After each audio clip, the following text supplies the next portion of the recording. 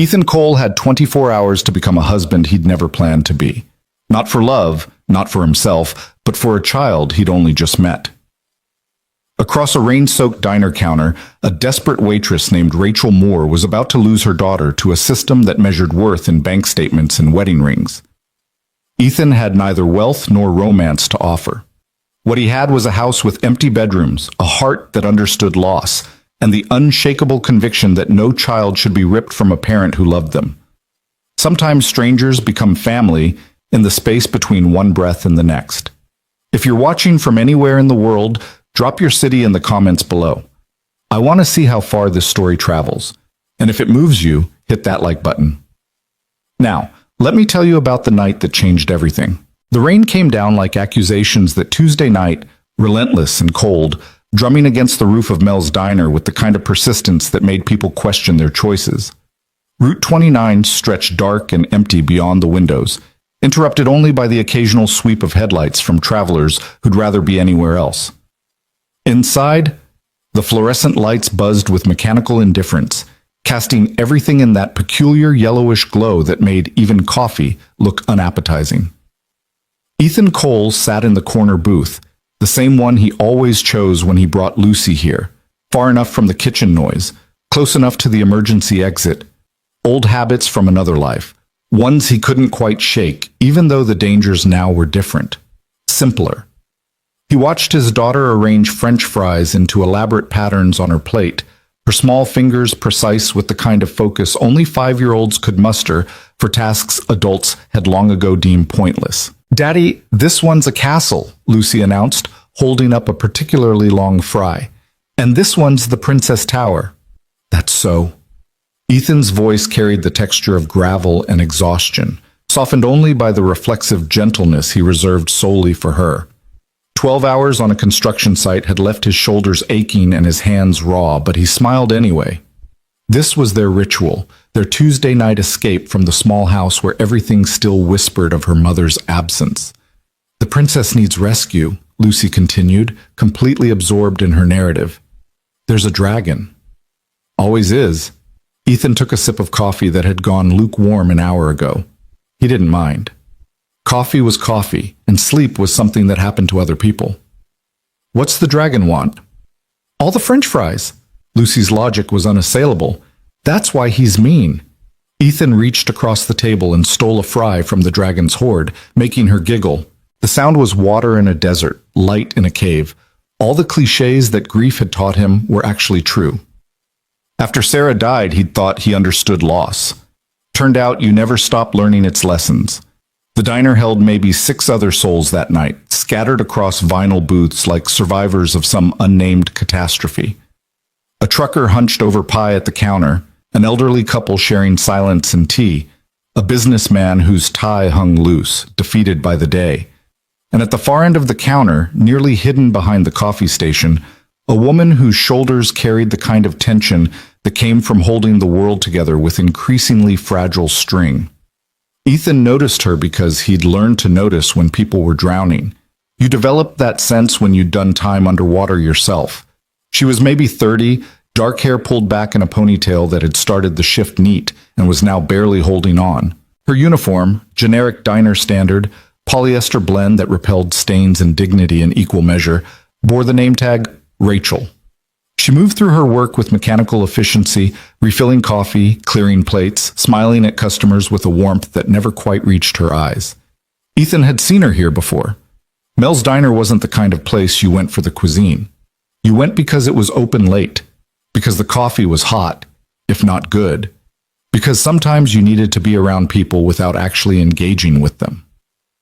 He and Lucy came every Tuesday after his shift, a routine they'd established 6 months after Sarah's funeral when he'd realized that sitting at their kitchen table felt like drowning. Rachel had served them a few times. She always asked Lucy about school, always brought extra whipped cream for her hot chocolate without being asked. Good waitress. Professional. Kept whatever battles she was fighting well hidden. Until tonight. Ethan was paying the check when it happened. One moment Rachel was clearing table 4, her movements precise and practiced. The next, she'd stopped mid-motion, a plate suspended in her hand, her entire body gone rigid. The plate hit the counter with a clatter that made everyone look up. I can't.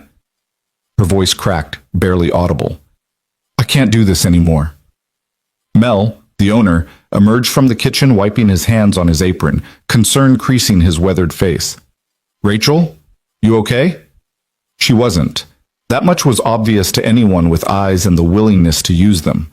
Her hand went to her mouth as if she could physically stop the breakdown, but some things couldn't be swallowed back down. The tears came sudden and total, the kind that happened when you'd been holding everything in until the muscles simply gave out. I'm sorry, she gasped, stumbling toward the back. I'm so sorry, She didn't make it to the employee area. Instead, she collapsed onto the stool at the far end of the counter, her face in her hands, her whole body shaking with sobs that sounded like they'd been building for years. The diner fell into that particular kind of silence that happens when strangers witness private pain. The trucker studied his pie with sudden intense focus. The couple looked away. The businessman checked his phone. Lucy tugged on Ethan's sleeve. Daddy, why is the nice lady crying? Don't know, sweetheart. But something in his chest pulled tight, recognition sparking in a place he thought had gone numb. Mel approached Rachel carefully, the way you'd approach a wounded animal. Rachel, talk to me. What happened? She couldn't speak, could only shake her head while her shoulders heaved. Mel looked around helplessly, clearly out of his depth. Someone get her water and tissues, lots of tissues. The businessman stood to leave, probably unwilling to stick around for the messy parts of other people's lives. Ethan didn't blame him. Most people weren't. He counted out bills for his check, included a decent tip, started to gather Lucy's jacket. Then Rachel spoke. Tomorrow. The word came out broken, barely coherent through the crying. Noon tomorrow. If I don't have it by noon tomorrow, I lose her. Ethan's hands stopped moving. Lose who, honey? Mel's voice was gentle, grandfatherly. What happens at noon? Custody hearing. Rachel dragged air into her lungs like she'd forgotten how to breathe. Final determination. Marcus, my ex, he's got lawyers, money, everything. And the judge said, if I can't prove stable housing, stable marriage, stable life by tomorrow at noon, she couldn't finish, didn't need to. Your daughter, Mel said quietly. Rachel nodded, a movement so small it was almost not there. Emma, she's 7. She's everything. And tomorrow they're going to take her away from me because I work too many shifts at a diner and live in a studio apartment and don't have a husband to make me look respectable enough. The words hung in the air like smoke, bitter and choking. Ethan stood very still, Lucy's jacket in his hands, something old and fierce rising in his chest. That's not right, Lucy whispered, looking up at him with those eyes that were too much like her mother's. That's not fair. No, it wasn't. Ethan knew exactly how unfair family court could be, how it reduced human beings to checkboxes and income brackets, how it measured a parent's worth in everything except the only thing that actually mattered: love. He'd been through it himself right after Sarah died. Her parents had tried to take Lucy, convinced that a construction worker with PTSD and a modest house in a working-class neighborhood couldn't possibly raise a child as well as they could in their gated community with their country club connections. The case had taken 8 months, cost him every penny of his savings, and aged him a decade. He'd won, barely, because he'd owned his house outright, and because the judge had seen something in him that Sarah's parents had refused to acknowledge, that he was Lucy's father, and he'd burned the whole world down before he let her go. But he'd won because he had a house, because he could prove stability in the language courts understood. I tried everything, Rachel was saying, her voice raw. I picked up extra shifts, saved every dollar, but rent in this area is insane, and childcare costs more than I make, and Marcus knows people, has connections. His lawyers tore apart everything, my job history, my apartment, the fact that I'm single. They made me sound like I was neglecting her when I'm killing myself every day just to keep us afloat. That's criminal, Mel muttered. Using custody laws like that, that's just criminal. It's legal. Rachel's laugh was acid. Perfectly legal. And tomorrow at noon, unless I can prove I'm married and have stable housing, the judge is awarding primary custody to Marcus. I'll get her every other weekend if I'm lucky, if I can afford a car to drive to his gated community to pick her up. Ethan should have left, should have taken Lucy and gone home and let this tragedy unfold the way tragedies do, inevitably, cruelly, to other people. He had his own struggles, his own daughter to protect. Getting involved in someone else's disaster was the kind of thing that led to complications he couldn't afford. But he was already moving toward the counter, Lucy's hand in his, before his brain caught up to his feet. "You need a husband and a house," he heard himself say, "by noon tomorrow." Rachel's head jerked up. Her face was blotchy, mascara smeared, eyes red and swollen. She looked at him like he'd spoken in a foreign language. "What?" Ethan set Lucy's jacket down on the counter. His heart was hammering, adrenaline flooding his system the way it used to before missions, before jumps, before the kinds of decisions that changed everything. "That's what you need, right? To prove to the court? Married? Stable housing." Yes, but I don't..." Rachel shook her head, confusion cutting through the tears. "I'm sorry, who are you?" "Ethan Cole." He gestured to Lucy. "This is my daughter, Lucy. We come here Tuesdays. You always remember the whipped cream." "Okay." Rachel wiped at her eyes, trying to compose herself. "I'm sorry you had to see me fall apart like this." "I'll be fine. I just need to..." "I own a house," Ethan said. 3 bedrooms, quiet neighborhood, been there 8 years. Paid off. Stable. The diner had gone completely silent again, but it was a different kind of silence now. Everyone was listening, even the people pretending not to. Rachel stared at him. "I don't understand. You need married. You need stable housing. I got the housing, and a marriage license is just paperwork." Ethan kept his voice level, matter of fact, the way he'd learned to speak when emotions were too big to let show. "I'm proposing a solution." "You're..." Rachel stood up, backing away slightly. "You're a stranger. I don't even know you." "No, you don't." Ethan didn't move closer, didn't crowd her. "But I know what family court looks like. I know how it measures people. And I know what it's like to fight for your kid against a system that doesn't give a damn about what actually matters. You can't just..." Rachel's voice rose. "This is insane. You can't just offer to marry someone because they're having a crisis in a diner." "Not offering marriage," Ethan clarified. "Offering an address, a stable home environment, legal guardian presence. Whatever boxes the court needs checked." "Why?"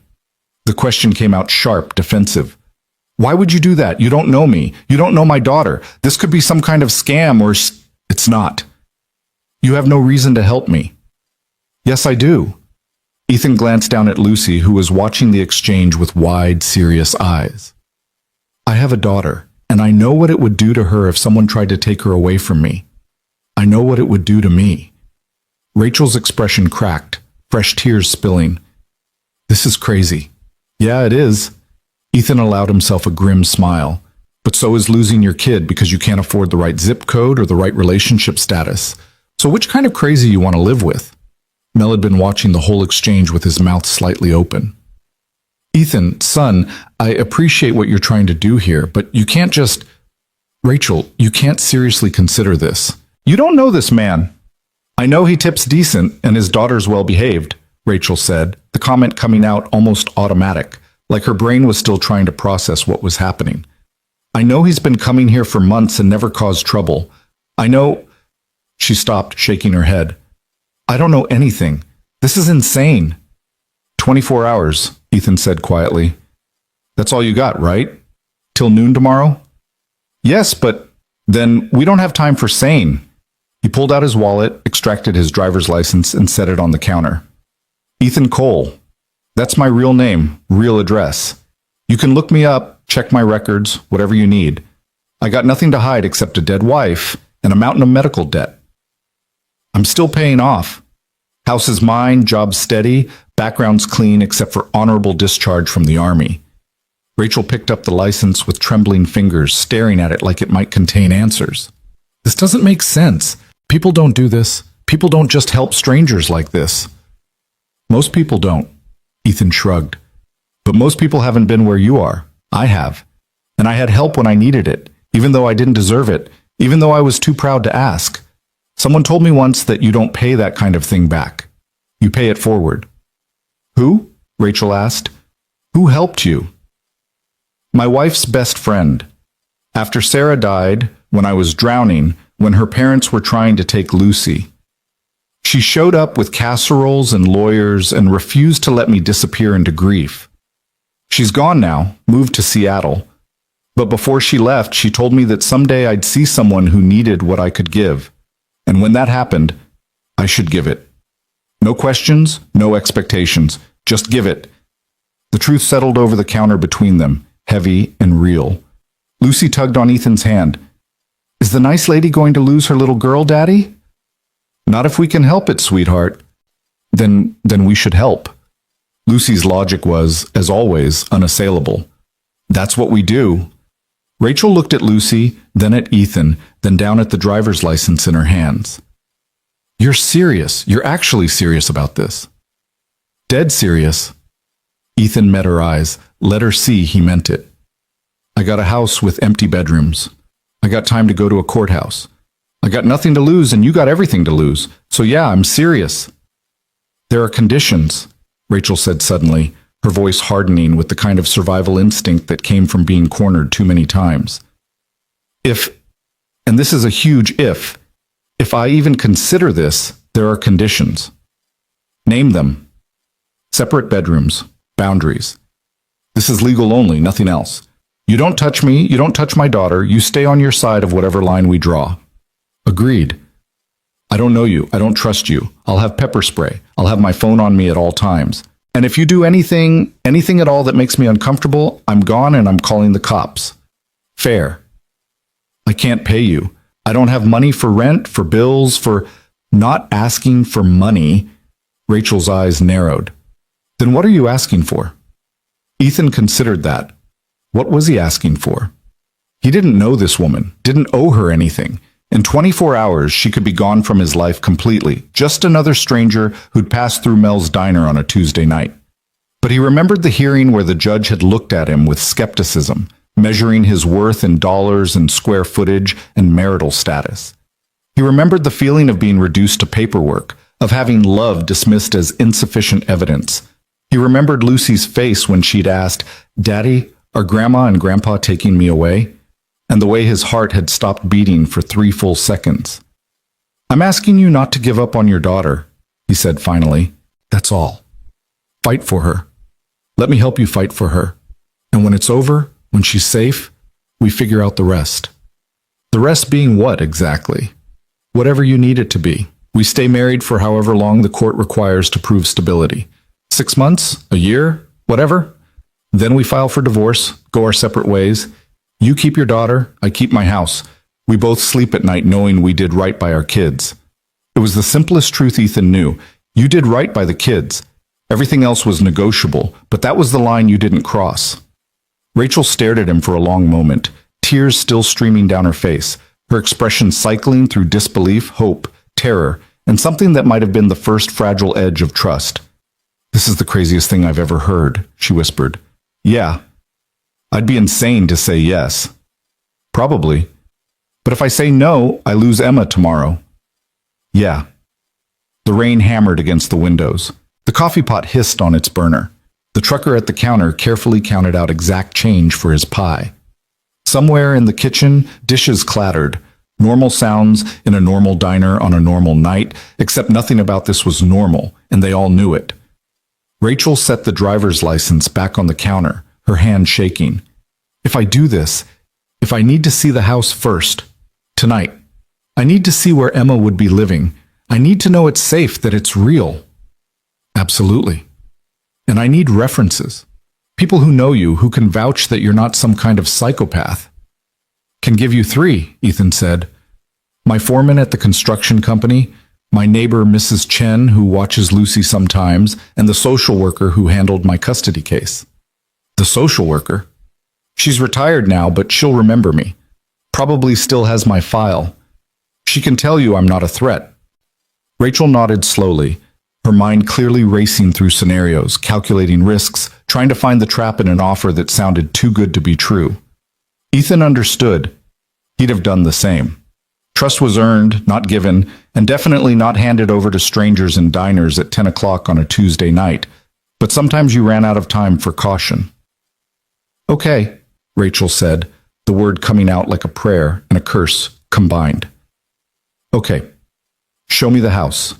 Mel stepped forward, his expression concerned. Rachel, honey, are you sure about this? I know you're desperate, but I'm past desperate, Mel. Rachel untied her apron with jerky movements. I'm at the end of the road and there's nothing but cliff beyond it. So yeah, I'm sure. I'm sure I need to try this because trying is all I have left. She looked at Ethan, and he saw the steel beneath the tears, the core of strength that had kept her standing through whatever hell her ex-husband had put her through. This wasn't a woman who gave up easily. This was a fighter who'd been beaten down but hadn't stayed down. Your house, she said firmly. Show me. And it better be exactly what you say it is, Mr. Cole, because if you're lying, if this is some kind of sick game, it's not. Ethan picked up Lucy's jacket, helped her into it. It's just a house, nothing special, but it's mine. It's safe, and it's got space for 2 more if you need it. For how long? That was the question, wasn't it? How long did you keep up a charade before it became something else? How long did strangers play house before they forgot they were strangers? However long it takes, Ethan said. Rachel grabbed her purse from behind the counter, called to Mel that she was leaving early, family emergency. Mel looked like he wanted to argue, to talk her out of this madness, but something in her expression stopped him. You call me, he said instead. Tonight, you call me, and let me know you're okay. And if you're not okay, you call the cops. Understand? I will. Rachel hugged him briefly, fiercely. Thank you for everything. Then she was following Ethan and Lucy out into the rain, into the parking lot where his truck sat under a broken streetlight, into a decision that would change all their lives in ways none of them could begin to predict. Ethan opened the passenger door for her, helped Lucy into her car seat in the back. Rachel climbed in slowly, her movements cautious, her body language screaming wariness. She kept her purse in her lap, her phone visible in her hand. Smart. Careful. Address is 22847 Maple Street, Ethan said as he started the engine. 15-minute drive from here. You want to text that to someone, have them track your location? That's fine by me. Rachel did exactly that, her fingers flying over her phone screen. Ethan caught a glimpse of the message. Going to 2847 Maple Street with man from diner. We'll call in 30 minutes. If you don't hear from me, call police. He didn't take offense. He'd have done the same in her position. The drive passed in near silence, broken only by the rhythm of windshield wipers and Lucy humming softly in the back seat. Rachel stared out the window, her reflection ghostly in the rain-streaked glass. Ethan focused on the road, on the familiar turns that led home, and tried not to think too hard about what he'd just committed himself to. Married. By noon tomorrow. To a woman he'd spoken to maybe 5 times before tonight. Sarah would have called him insane. Then she would have helped him pull it off, because that's who she'd been. Someone who believed in doing the impossible when it was the right thing to do. Tell me about your daughter, Ethan said, breaking the silence. Emma. Rachel glanced at him, suspicious. Why? Because if we're going to convince a judge we're a family, I should probably know something about the kid I'm supposedly helping to raise. The logic was sound, but Rachel still hesitated, protecting her daughter even in description. Finally, she spoke. She's 7, 2nd grade, loves books and hates math. She's shy around new people, but talks nonstop once she trusts you. Her favorite color is purple. She wants to be a veterinarian when she grows up because she thinks all animals deserve to be healthy. Rachel's voice softened with love so profound it hurt to hear. She's the best thing I ever did. The only thing I got right. She sounds like a good kid. She's the best kid. Rachel's hands clenched around her phone. And Marcus is going to ruin her. He doesn't want her because he loves her. He wants her because it hurts me. Because he can't stand that I left him. That I chose a studio apartment in poverty over staying with him. He hurt you. Ethan's voice went flat, dangerous in a way he usually kept buried. Not physically. Not in ways that leave marks you can photograph for evidence. Rachel stared out the window. But yes, he hurt me. Controlled me. Made me feel like I was worthless. Like I couldn't survive without him. And when I proved him wrong, when I left anyway, he decided to destroy me by taking the only thing I have left. Ethan's hands tightened on the steering wheel. He'd met men like Marcus. Hell, he'd served with some of them. The ones who confused control with strength, who mistook cruelty for power. The ones who believed that breaking people made them important. He won't win, Ethan said quietly. You don't know that. No. But I know I'm good at making sure people like him don't get what they want. Rachel looked at him, really looked. And Ethan wondered what she saw. A scarred construction worker with calloused hands and too many ghosts? A stranger making promises he might not be able to keep? Or something else? Someone who understood that sometimes you fought battles that weren't yours because fighting was the only thing that made sense? Here, Ethan said, turning onto Maple Street. This is it. The house sat mid-block, modest and unassuming in the rain. Pale blue siding, white trim, a small front porch with 2 chairs that never got used. The lawn needed mowing, the gutters needed cleaning, but it was solid, real, exactly what he'd promised. Ethan pulled into the driveway, killed the engine. It's not much. It's a house. Rachel's voice was thick with something that might have been tears, or might have been hope, or might have been both. It's more than I've been able to give her in 2 years. They got out of the truck, Lucy already half asleep against Ethan's shoulder as he carried her toward the front door. Rachel followed, her phone still clutched like a weapon, her eyes taking in every detail.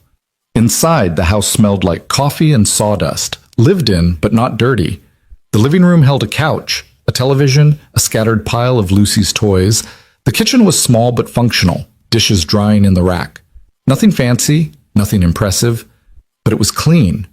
It was safe. It was home. 3 bedrooms upstairs, Ethan said quietly, Lucy's weight warm against his chest. Mine, Lucy's, and the guest room that's mostly storage right now. 1 bathroom, washer and dryer in the basement. Yard out back needs work, but it's fenced. Rachel walked through the space like she was measuring it against some internal checklist. She opened cabinets, checked locks on windows, ran her hand along the banister, looking for traps, looking for lies. The guest room, she said finally. That would be Emma's? If you want. Or she could share with Lucy. They're close in age. They don't know each other. Not yet. Ethan shifted Lucy's weight, headed for the stairs. But kids adapt faster than adults. Give them a week, they'll probably be best friends or worst enemies. Either way, they'll figure it out. He carried Lucy to her room, tucked her into bed still in her clothes because she was already gone, dreaming of French fry castles and dragons. When he came back downstairs, Rachel was standing in the living room, her arms wrapped around herself, looking small and lost. I don't understand why you're doing this, she said, without turning around. Ethan considered lying, considered giving her some noble reason that would make him sound like less of a mess. But Rachel deserved truth, especially now. My wife died 3 years ago, he said. Cancer.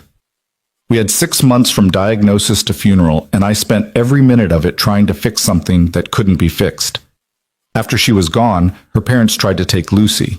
Said I was an unfit father because I had PTSD, because I worked construction, because I didn't fit their idea of what raising a child should look like. Rachel turned to face him. I won the case, Ethan continued. Barely. But I remember what it felt like to sit in that courtroom and have lawyers dissect my life, my worth, my love for my daughter like it was evidence in a crime.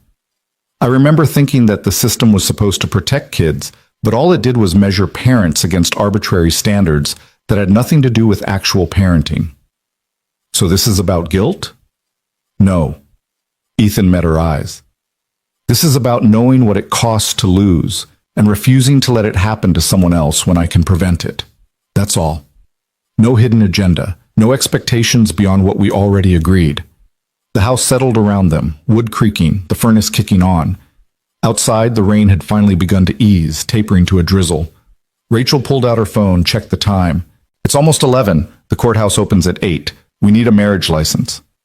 There's a 24-hour copy place downtown. We can get the application printed, fill it out, be there when they open. And then what? Then we get married, Ethan said simply. Courthouse ceremony, 5 minutes, done. Then we go to your hearing at noon and show the judge proof. Just like that. Just like that. Rachel laughed, a sound with no humor in it. This is insane. We're going to stand in front of a judge and swear we're married when we're practically strangers. You got a better plan? She didn't. They both knew it. The silence stretched between them, heavy with the weight of impossible choices. Finally, Rachel nodded. Okay, let's do it. Let's get married and lie to the court and hope we don't get caught. Not lying about the important part, Ethan said. The part where you're a good mother and your daughter belongs with you. That's true. Everything else is just logistics. Logistics. Rachel repeated the word like it was foreign. Is that what we're calling this? You got a better word? Miracle, she whispered. Or disaster. I'm not sure which yet. Ethan grabbed his keys, his wallet, the folder where he kept important documents. Come on. We got paperwork to file and a kid to save. We can figure out which one this is later. They left the house together, stepping back out into the rain-soaked night. Two strangers bound by desperation and determination and the unshakable belief that children deserved better than what the world casually handed them. Behind them, Lucy slept peacefully, unaware that by morning she'd have a stepmother and a sister she'd never met. And ahead of them, tomorrow waited, with its courtrooms and judges and the cruel machinery of a system that measured love in signatures and addresses. But tonight, driving through empty streets toward a 24-hour copy shop, Ethan felt something he hadn't felt in 3 years, purpose beyond simple survival. He was helping. He was fighting. He was refusing to let cruelty win just because it wore the mask of legality. Rachel sat beside him, silent and scared and brave in ways she probably didn't recognize, about to marry a stranger to save her daughter. And somehow, impossibly, it felt like exactly the right kind of crazy. The 24-hour copy shop existed in that strange liminal space reserved for businesses that catered to emergencies and insomnia. Fluorescent lights buzzed overhead with aggressive brightness, fighting back the 2 a.m. darkness like it was a personal enemy. A bored college student behind the counter barely looked up from his phone as Ethan and Rachel walked in, rain-soaked and desperate, carrying the kind of determination that came from having run out of alternatives. We need to print a marriage license application, Rachel said, her voice steadier than it had been at the diner but still carrying that tremor of disbelief.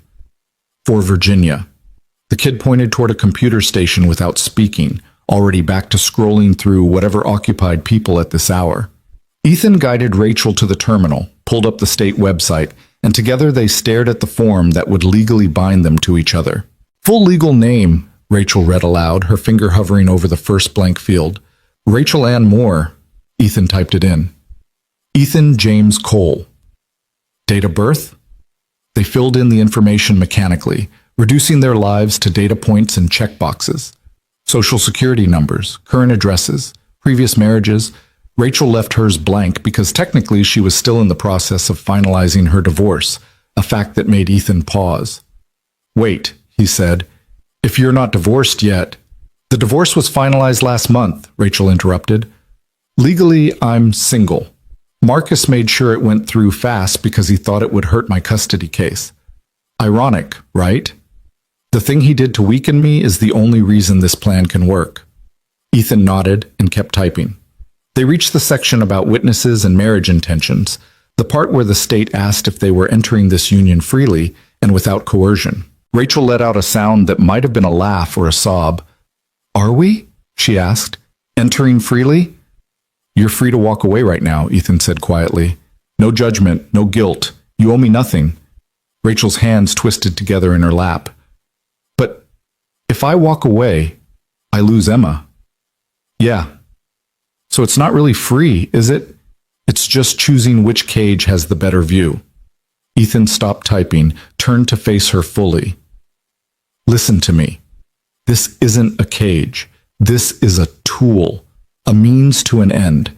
You're not trapped with me. You're protected by a legal agreement that gets you what you need and costs you nothing but time. There's a difference. Is there? Rachel's eyes were red-rimmed, exhausted. Because it feels like I'm trading one form of control for another. Marcus controlled me with fear and manipulation. You'd control me with what? Charity? Pity? Neither. Ethan's voice was firm. I'm offering partnership, temporary, practical, beneficial to both of us. You get stability for your custody case. I get... He paused, realizing he hadn't actually thought this through. What did he get? What? Rachel pressed. What do you get out of this, Ethan? Really? He could have lied, could have said something about tax benefits or household help or any number of practical reasons that would make this transaction seem reasonable. Instead, he told the truth. I get to sleep at night knowing I didn't stand by and watch a kid get ripped away from her mother over bureaucratic nonsense. That's all. That's enough. Rachel studied his face for a long moment, searching for deception, for angles, for the trap she was convinced had to exist. Ethan let her look. He had nothing to hide except scars and grief, and those were written all over him anyway. Finally, she nodded.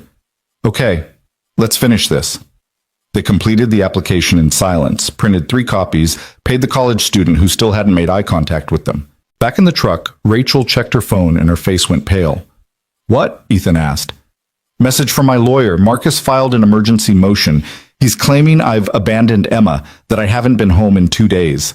Her voice shook with rage. I've been working double shifts to pay for the lawyer he's forcing me to need, and he's using that as evidence I'm a bad mother. Where's Emma now? With my neighbor, Mrs. Patterson. She watches Emma when I work nights. She's good to her, safe, but... Rachel's breath hitched. But it looks bad. A 7-year-old staying with a neighbor instead of her mother. Marcus knows exactly what he's doing. Ethan pulled out his phone, typed quickly. Text your lawyer right now. Tell her by 8 a.m. you'll be at the courthouse with a marriage certificate and proof of stable housing. Tell her to be ready to file a counter motion showing changed circumstances. Will that work? It has to. Ethan started the engine. We're about to make it work. They drove to an all-night diner, different from Mel's, somewhere anonymous where they could sit and think and plan. Over bad coffee and toast neither of them ate, they constructed the story they'd tell the court. How did we meet? Rachel asked, pen hovering over a napkin where she'd started taking notes. The truth? Mel's diner. You were our regular waitress. How long have we been seeing each other? Ethan considered. 3 months? Long enough to be serious, short enough to explain why people don't know yet. Why did we get married so suddenly? Because we realized we didn't want to waste time. Because life's short, and when you know, you know. The words felt strange in his mouth, borrowed from a life he'd actually lived once with Sarah, but they sounded plausible, and that's what mattered. Rachel wrote it down, her handwriting shaky. What if they ask about Emma? About how she feels about this? We tell them the truth, that kids adapt, that we're taking it slow, that family is built not born. Ethan paused. Actually, Emma should probably meet Lucy before the hearing. They should be able to say they've met their new sibling. Rachel's head snapped up. You want to wake your daughter at 3 a.m. to introduce her to my daughter who she's never met, hours before we go lie to a judge. You got a better plan? The absurdity of it hit them both at once. They were sitting in a diner planning to wake children in the middle of the night to prepare them for a fraud that would become legal record. It was insane. It was necessary. It was both. She's going to have questions, Rachel said. Emma's smart. She'll want to know why suddenly she has a stepfather and a new house. So we tell her. Ethan met her eyes.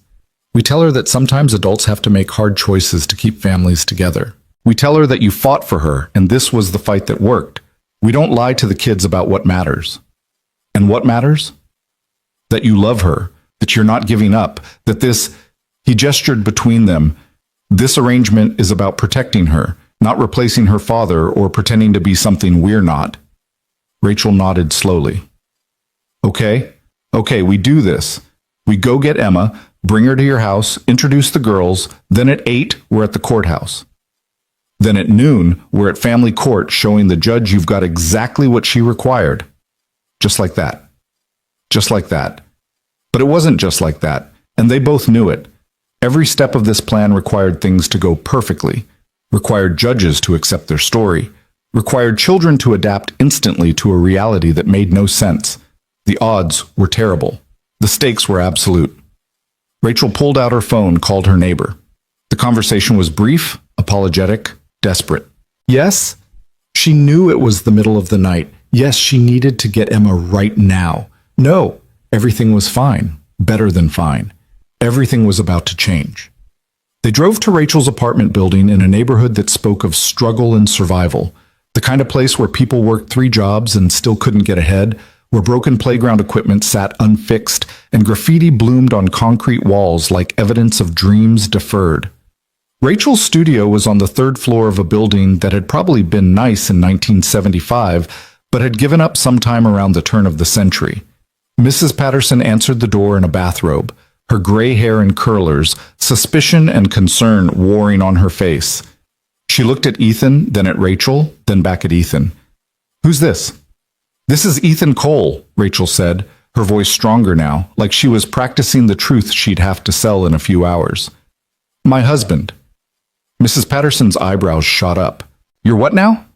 "We got married tonight." "Well, we're getting married in a few hours. At the courthouse." Rachel was talking too fast, the words tumbling over each other. "He has a house, Mrs. Patterson.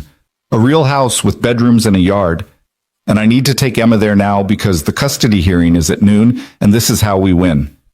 The older woman studied Ethan with the kind of shrewd assessment that came from years of watching neighbors' dramas unfold. "You got ID." Ethan handed over his driver's license without argument. Mrs. Patterson examined it, then looked at him hard. "You hurt that girl or her baby. I will find you. I don't care how big you are or what kind of training you got. I will make your life a misery." "Yes, ma'am," Ethan said, meaning it. "Rachel, you sure about this? You don't have to—" "I have to save my daughter," Rachel interrupted, "and this is how I do it. Is Emma asleep?" Mrs. Patterson stepped aside, letting them into her small apartment that smelled like cats and potpourri. In the living room, curled up on the couch under a faded quilt, a little girl slept with the kind of complete abandon only children managed. Dark hair spread across the pillow, one hand clutching a stuffed rabbit, her face peaceful in a way that made Ethan's chest tight. This was what they were fighting for. This moment of innocent sleep, of childhood that should be protected from adult wars. Rachel knelt beside the couch, smoothed hair back from her daughter's face. "Emma, sweetheart, wake up, baby." Emma stirred, murmured something unintelligible, tried to burrow deeper into sleep. "Emma, it's Mama. I need you to wake up now." Brown eyes blinked open, confused and sleepy. "Mama, it's dark." "I know, baby, but we need to go somewhere. Remember how I told you we had to see the judge tomorrow about where you'd live?" Emma nodded, suddenly more awake, fear creeping into her expression. "Am I going to Daddy's house?" "No." Rachel's voice was fierce. "No, baby, you're coming home with me. To our new home. I have so much to tell you." Emma sat up, clutching her rabbit, and that's when she noticed Ethan standing in the doorway. Her eyes went wide. "Who's that?" Rachel took a breath. "Emma, this is Ethan. He's going to help us. He has a house where we can stay, and he has a daughter just a little younger than you named Lucy." "Is he your boyfriend?" Emma's question was cautious, the way kids asked when they'd learned that new adults in Mama's life could mean complications. Rachel glanced at Ethan, and he saw her making the calculation, deciding how much truth a 7-year-old could handle at 3:30 in the morning. "He's my husband, sweetheart. We got married so that we could all live together, so the judge would see we have a good home." Emma looked at Ethan, then at her mother, processing this with the serious concentration children brought to information that didn't make sense. "But you just met him." "I've known him a little while," Rachel said, the lie coming smoother now. "And sometimes grown-ups have to make quick decisions to protect the people they love. I love you more than anything in the whole world, Emma. Everything I'm doing is to make sure we can stay together." "Does Daddy know?" "He will soon." Emma clutched her rabbit tighter. "Will he be mad?" "Probably," Rachel admitted, because lying to kids about emotions was worse than useless. "But his mad doesn't matter anymore. What matters is that you're safe and loved and home with me." "And with him?" Emma pointed at Ethan. Ethan stepped forward slowly, keeping his movements non-threatening, aware that he was a large stranger in the middle of the night asking a child to trust him. He crouched down to Emma's eye level. "Hi, Emma. Your mom's right. I'm Ethan. And yeah, this is all really weird and happening really fast. But here's what I want you to know. My job is to make sure you and your mom have a safe place to live. That's it. I'm not trying to be your dad or replace anybody. I'm just trying to help. Think you can give me a chance to do that? Emma studied him with eyes too old for 7, eyes that had already seen adults break promises and walk away. Do you have a dog? The question caught him off guard. No, no dog. Lucy wants one, Emma said. Does Lucy know about me? Not yet. She's asleep at home, but she's going to be really excited to meet you. She likes making new friends. What if we don't want to be friends? Ethan smiled despite everything. Then you figure out how to be not friends in the same house. Either way, you're safe. That's what matters. Emma considered this, then looked at her mother. Do we have to go right now? Yes, baby. We need to go to Ethan's house, and then in the morning we go see the judge and show her we have a good home. Then all of this, all the scary stuff with court and lawyers, it gets better, I promise. Promises were dangerous things to make to children, but Rachel made it anyway because sometimes you had to give them hope to hold on to. Emma slipped off the couch, still clutching her rabbit. Okay, but I need Mr. Floppy and my backpack with my books. Mrs. Patterson had already gathered Emma's things, an overnight bag that spoke of too many nights spent away from home. She hugged Rachel hard, whispered something Ethan couldn't hear, then looked at him one more time. You better be the good man you seem like, she said, for all their sakes. Yes, ma'am. The drive back to Maple Street was quiet. Emma sat in the back seat, staring out the window at the darkness, her rabbit pressed against her chest. Rachel kept turning around to check on her, maternal instinct overriding everything else. You okay, baby? Yeah. Emma's voice was small. Mama? Is our stuff still at the old apartment? Yes, we'll go back and get it later. Right now we just need... I know, we need to win. Emma said it matter-of-factly, like winning was something she'd been preparing for. That's what you told me. We have to win so I don't have to live with Daddy. The adult cynicism in a child's voice made Ethan's hands tighten on the steering wheel. 7 years old and already calculating outcomes, already understanding that her life was a contest she hadn't asked to enter. They pulled into the driveway as the first hint of dawn began to gray the eastern sky. 4 a.m. 4 hours until the courthouse opened. 8 hours until the custody hearing. Time was a countdown now, relentless and unforgiving. Inside the house, Ethan led them upstairs, Emma's hand tucked into her mother's, both of them moving like refugees entering sanctuary. He opened the door to Lucy's room carefully, trying not to wake her, but Lucy had always slept light, a legacy of nights when Sarah had been too sick to be quiet. Daddy? Lucy sat up, rubbing her eyes. What's happening? Hey, sweetheart. Sorry to wake you, but there's some people I want you to meet. Ethan gestured for Rachel and Emma to come closer. This is Rachel and her daughter Emma. Remember the nice waitress from the diner? Lucy nodded, still fuzzy with sleep, but curious. Well, Rachel and I got married tonight, which means Emma is your new sister, and they're going to be living here with us for a while. The information was too big, too strange for a 5-year-old to process at 4 a.m. Lucy looked at Emma, who looked back with equal uncertainty. Hi, Lucy said finally. Hi, Emma whispered. Do you like French fries? Yeah. Okay, Lucy yawned. You can share my room if you want, but Mr. Bear sleeps on this side of the bed. Just like that, with the brutal simplicity of children, an agreement was reached. Emma looked at her mother, who nodded permission, and climbed into bed next to Lucy. The two girls regarded each other with the cautious interest of potential allies or enemies, the verdict still pending. Ethan backed out of the room, Rachel following. In the hallway, she leaned against the wall, her whole body shaking. I can't believe this is happening, she whispered. I can't believe any of this is real. It's real. Ethan checked his watch. And in 4 hours, we need to be at the courthouse to make it legal. You should try to sleep. I can't sleep. I can't. Rachel pressed her hands to her face. What if this doesn't work?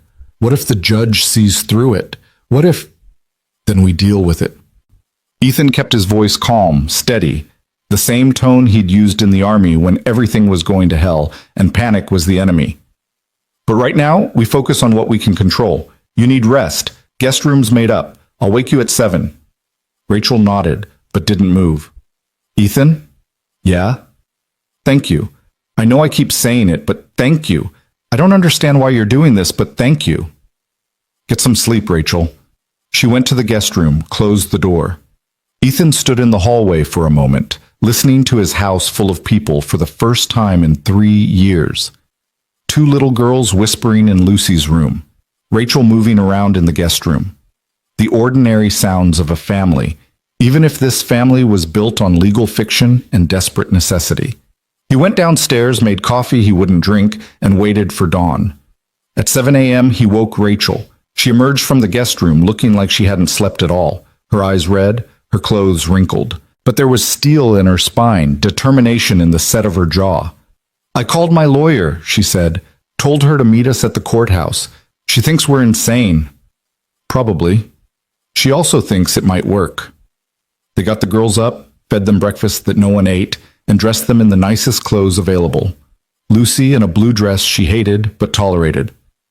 Emma in something Rachel pulled from the overnight bag. Then they all climbed into Ethan's truck and drove to the courthouse. The building was already busy when they arrived, people streaming in and out with the resigned expressions of those forced to engage with bureaucracy. Ethan held Lucy's hand. Rachel held Emma's. They walked inside like a family, because for the next few hours, that's exactly what they had to be. The clerk's office opened at 8 sharp. Ethan and Rachel presented their application, answered questions, signed forms. The clerk, a woman in her 50s with kind eyes and efficient hands, processed their paperwork with practiced speed. Marriage ceremony can be performed immediately if you have a witness, she said. Or you can schedule something later. Immediately, Rachel said. Please. The clerk nodded, gestured to another employee who agreed to witness. They were led to a small room with fluorescent lighting and a state seal on the wall. A judge appeared, looking slightly bored, holding the standard civil ceremony script. Ethan James Cole and Rachel Ann Moore, you're here to be joined in marriage? Yes, they said together. The ceremony took 3 minutes. Repeat after me. I do, by the power vested in me. The judge signed the certificate, the witness signed, Ethan and Rachel signed. Just like that, they were married. Congratulations, the judge said without enthusiasm, already moving toward his next appointment. Certificate will be ready in 20 minutes. They waited in the hallway, the girls sitting on a bench between them, swinging their legs and sharing a bag of goldfish crackers Ethan had grabbed from the truck. Rachel stared at her hands like they belonged to someone else. I'm married, she said quietly. I'm actually married again. Yeah. To a man I met 12 hours ago. Yeah. This is insane. We've established that. Ethan watched the girls, saw Emma teaching Lucy some hand-clapping game. But look at them, already acting like sisters. Rachel followed his gaze and something in her expression softened. Kids are resilient. Yeah, they are. The clerk called them back, handed over the marriage certificate. Official, legal, real. Rachel tucked it into her purse like it was evidence of a crime. Now what? She asked. Ethan checked his watch. Now we go to family court. We show the judge you have exactly what she required, and we fight for your daughter. They drove across town to the family court building, arriving 30 minutes before the hearing. Rachel's lawyer, a sharp woman named Patricia Chen, was waiting outside. She took one look at the marriage certificate, at Ethan, at the 2 girls, and shook her head. This is the wildest thing I've seen in 20 years of family law, she said, but it just might work. It has to work, Rachel said. Then let's make it work. Patricia gathered them together, gave them final instructions. You're a family. You've been dating for months. The marriage was quick but genuine. Ethan, if anyone asks, you love Rachel and you're committed to helping raise Emma. Rachel, you're grateful for the stability and excited about the future. Girls, if anyone asks, you say you're happy. Got it? They all nodded, even Emma, who looked terrified but determined. At noon exactly, they entered the courtroom. Marcus was already there with his lawyers, expensive suits, and smug expressions. When he saw Rachel walk in with Ethan, with Emma holding both their hands, his face went dark with rage. What the hell is this? He demanded. The judge, an older woman with sharp eyes and no tolerance for nonsense, banged her gavel. Mr. Hale, sit down. Mrs. Moore, or should I say Mrs. Cole now. Please approach. Rachel walked forward, Ethan beside her, their marriage certificate held like a shield. And as the hearing began, as Patricia presented their case and Marcus's lawyers tried to tear it apart, Ethan realized something. This wasn't a lie anymore. Somewhere between the diner and the courthouse, between midnight and noon, they'd become what they were pretending to be, a family fighting to stay together. And he'd be damned if he let them lose. The judge's nameplate read, Honorable Margaret Winters, and her expression suggested she'd seen every variation of family drama that human beings could devise. She examined the marriage certificate with the careful attention of someone trained to spot forgeries, her reading glasses perched on her nose, her mouth set in a line that gave away nothing. This was issued this morning, Judge Winters said, her voice carrying across the courtroom with the weight of authority. At 8:07 a.m., to be precise. Your hearing was scheduled for noon. That's quite a tight timeline, Mrs. Cole. Rachel stood straighter, her hand finding Ethan's instinctively. Yes, Your Honor, we wanted to be married before the hearing. Marcus shot to his feet, his lawyer grabbing his arm to pull him back down, but the damage was done. This is a fraud. She found some random guy to marry her just to win custody. You can't seriously... Mr. Haley, I will hold you in contempt if you interrupt these proceedings again. Judge Winters didn't raise her voice, didn't need to. The threat was clear. Sit down. Marcus sat, but his face was red with fury. His hands clenched into fists on the table. His lead attorney, a man named Kenneth Bradshaw, who looked like he charged by the syllable, stood smoothly. Your Honor, if I may, my client's concerns, while perhaps expressed with too much emotion, are valid. Mrs. Moore, excuse me, Mrs. Cole, has presented a marriage certificate dated mere hours before this hearing. The timing is suspicious at best, fraudulent at worst. We request that the court investigate the legitimacy of this marriage before considering it as evidence of stability. Patricia Chen stood, her movements equally smooth, equally practiced. Your Honor, my client has provided a valid marriage certificate issued by the state of Virginia. The timing, while perhaps unusual, is not illegal. People get married quickly for many reasons. Love doesn't operate on a court-mandated schedule. Judge Winters looked at Rachel, then at Ethan, her gaze penetrating. Mr. Cole, is it? Yes, Your Honor. Ethan's voice was steady, the same calm he'd cultivated during depositions for his own custody case. How long have you known Mrs. Cole? I've known her casually for about 6 months, Your Honor. She worked at a diner my daughter and I frequent. We started dating about 3 months ago. The lie came out clean, practiced from their early morning rehearsal. Ethan could feel Marcus's stare burning into the side of his head, could sense the man's lawyers already planning their attack. And you decided to marry her, why? Because I love her, Your Honor, and because I love her daughter.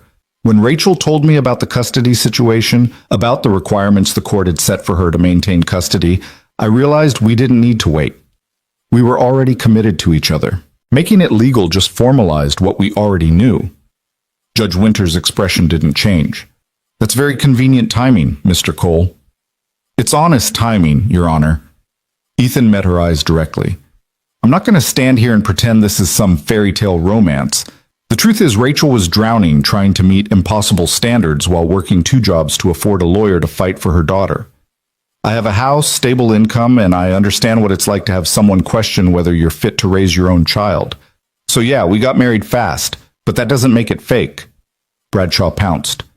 Your Honor, Mr. Cole just admitted this marriage is a response to the custody case, not a genuine romantic relationship. This is exactly the kind of fraud. Counsel, I'm perfectly capable of understanding testimony without your interpretation. Judge Winters turned back to Ethan. Mr. Cole, have you been married before? Yes, Your Honor. My wife Sarah died 3 years ago. Cancer. I'm sorry for your loss, and you have a daughter? Lucy, she's 5. How does Lucy feel about suddenly acquiring a stepmother and a stepsister?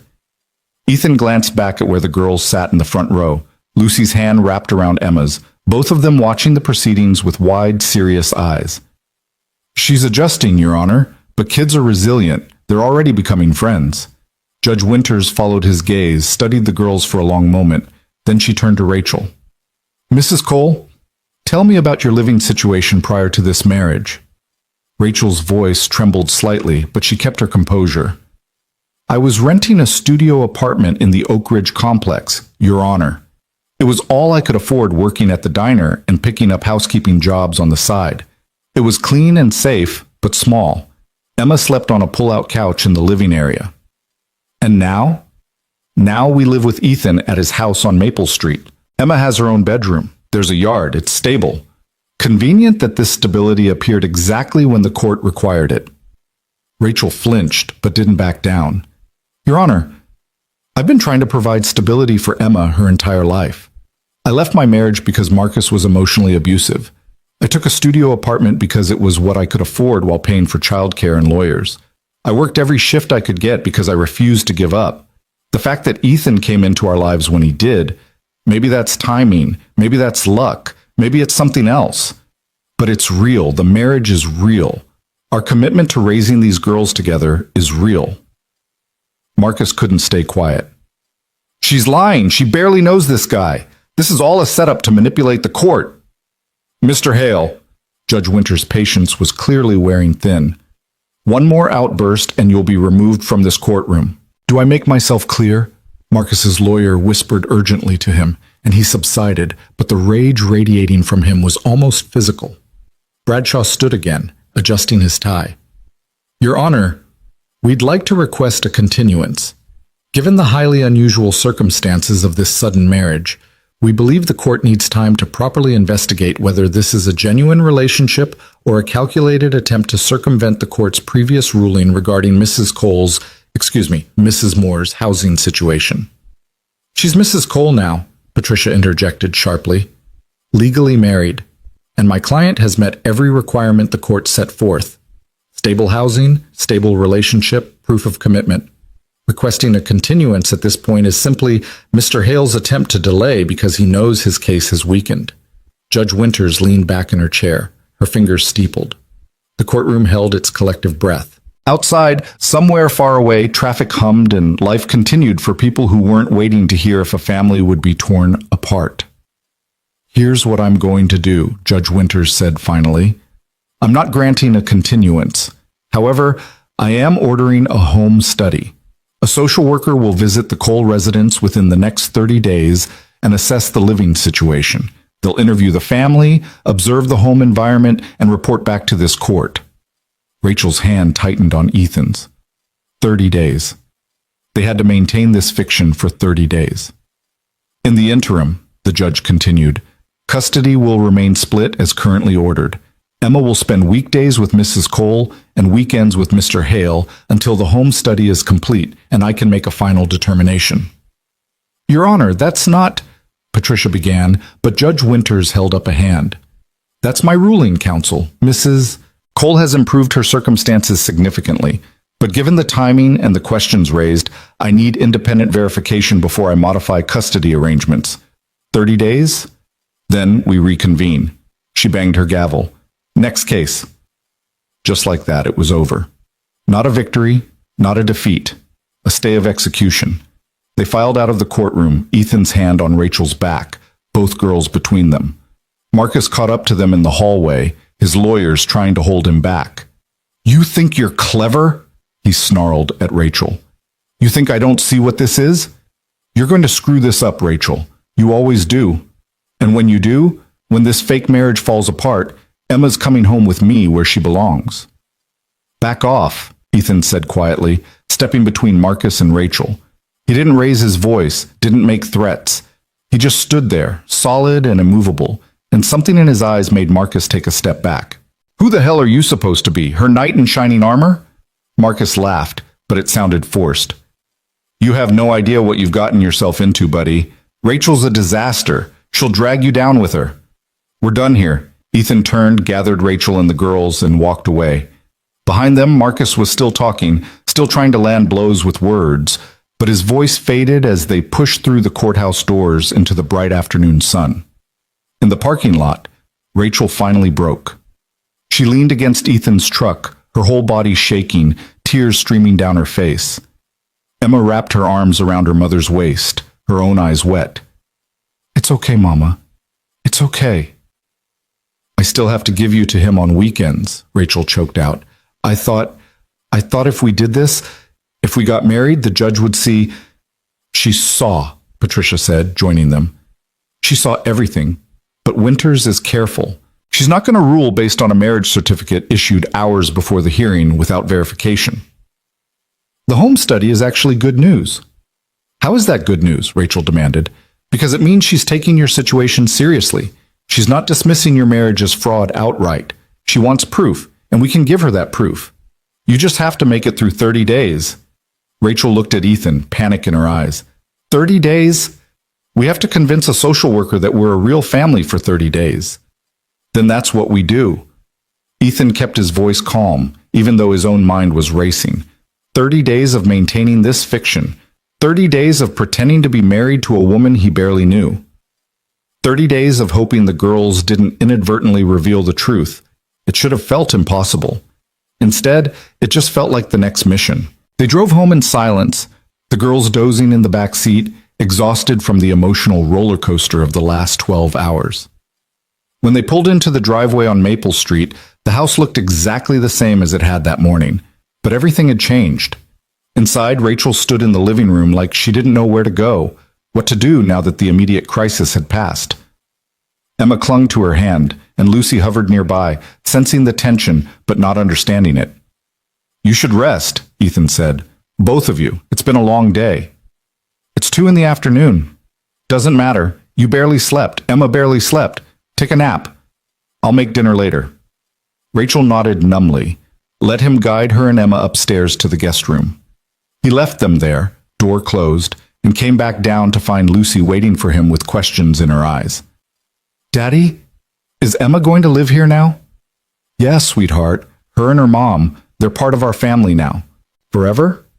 Ethan crouched down to her level. I don't know about forever, Lou, but for a while. Maybe a long while. Is that okay with you? Lucy considered this seriously.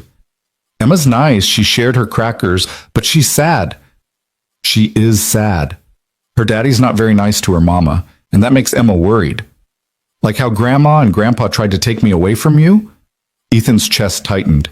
He'd hoped Lucy didn't remember much of that time, but kids remembered more than adults gave them credit for. Yeah, kind of like that. But you didn't let them. No, I didn't. So you won't let Emma's daddy take her away either? I'm going to try my very best not to. Lucy nodded, accepting this. Then she surprised him by wrapping her arms around his neck. I'm glad they're here, Daddy. The house is less quiet. She was right. The house was less quiet.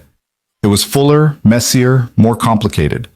But maybe quiet had been the problem all along. Maybe they'd both been rattling around in too much silence, pretending that was the same as peace.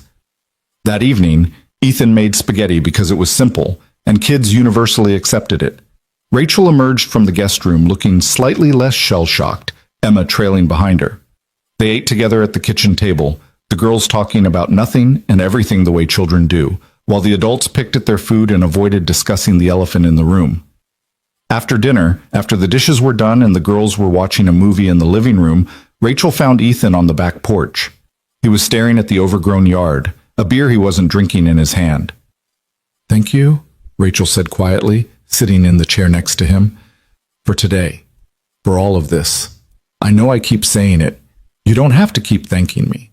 Yes, I do. Because what you did today, standing up there, telling the judge you loved me, committing to 30 days of this charade, you didn't have to do any of it.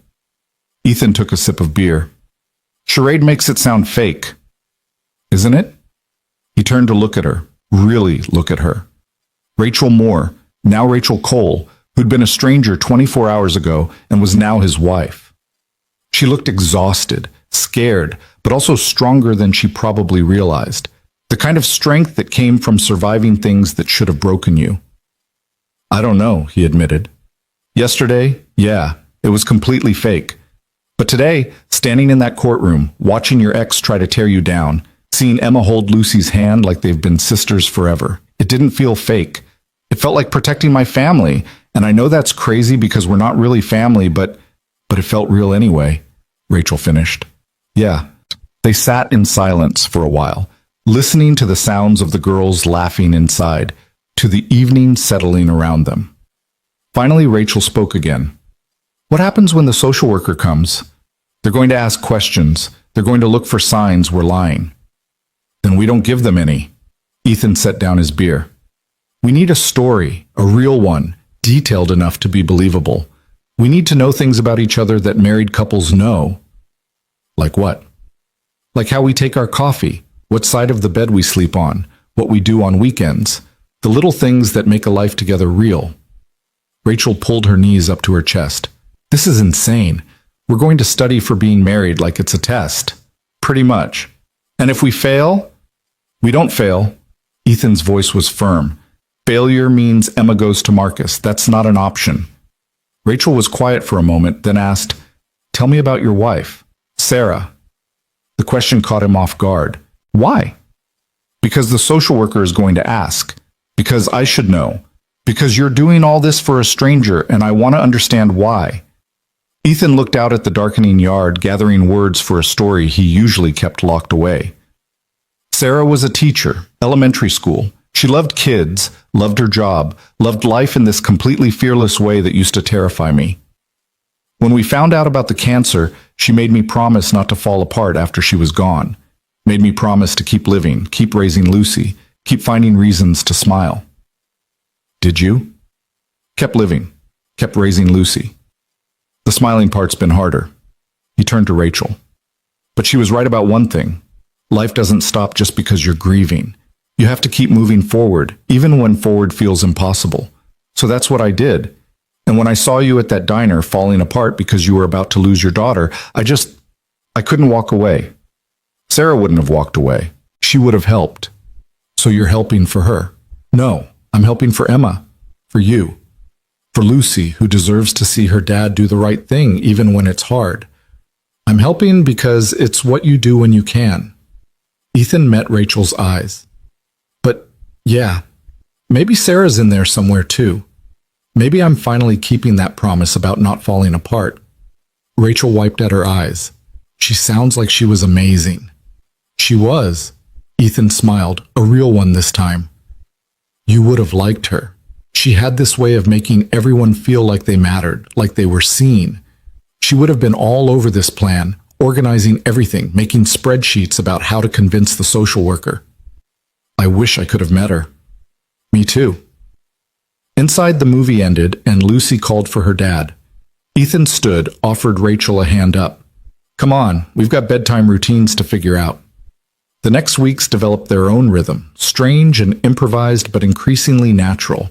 Mornings meant breakfast chaos, two girls fighting for the bathroom, backpacks and lunchboxes, and the eternal search for matching socks. Ethan drove Lucy to kindergarten while Rachel took Emma to second grade, both of them navigating carpool lines and teacher conferences like they'd been doing it together for years instead of days. Weekends were the hardest.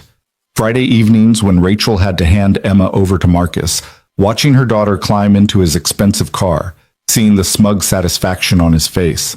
Rachel would come back inside shaking with rage and grief, and Ethan learned to give her space while also making sure she wasn't alone. Sometimes Lucy would crawl into Rachel's lap without being asked, offering the kind of comfort only children could give. Sunday nights when Emma came back, she'd be withdrawn, quiet in a way that worried Rachel.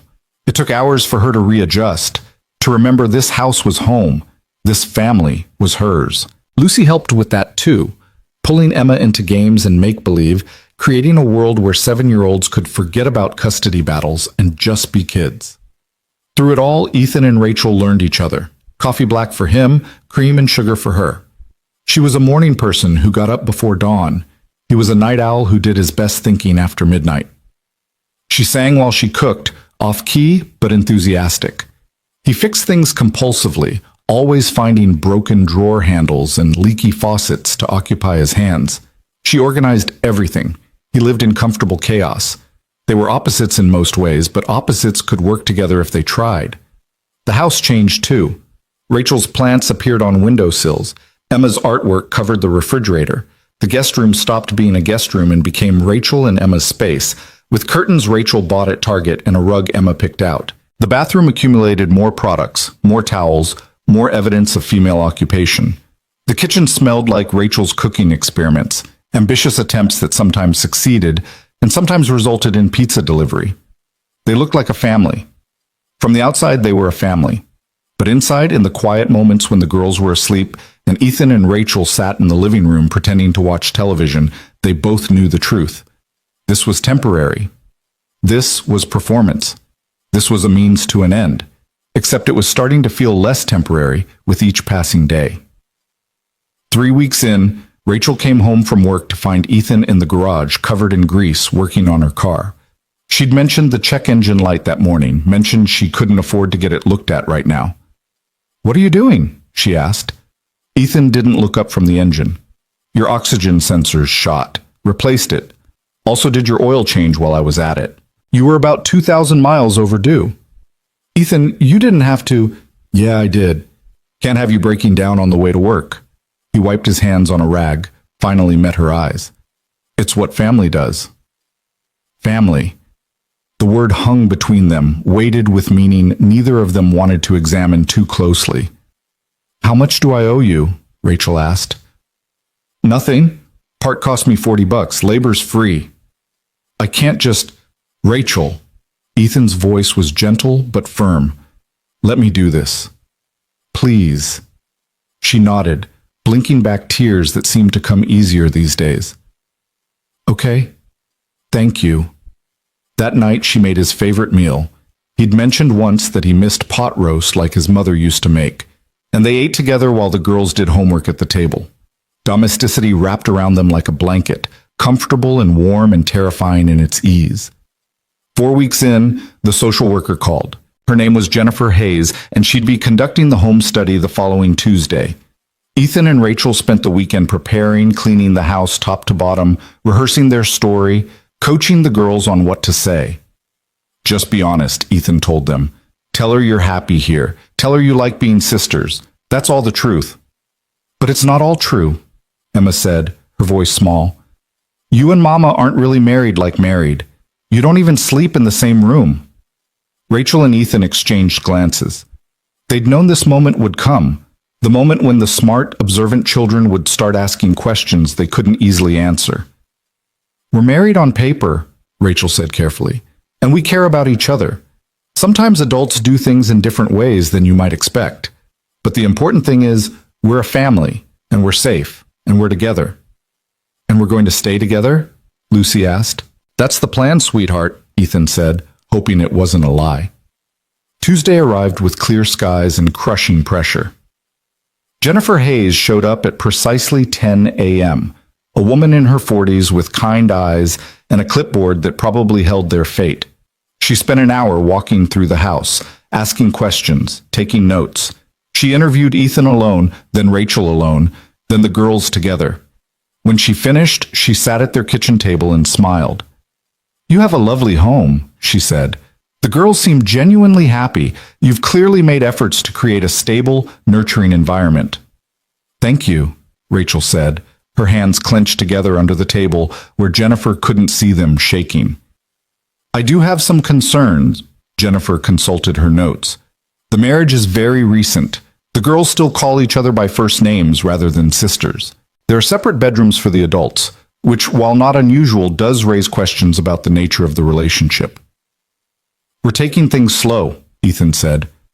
"Rachel and Emma moved in quickly because of the custody situation, but we're trying to make sure everyone adjusts at their own pace.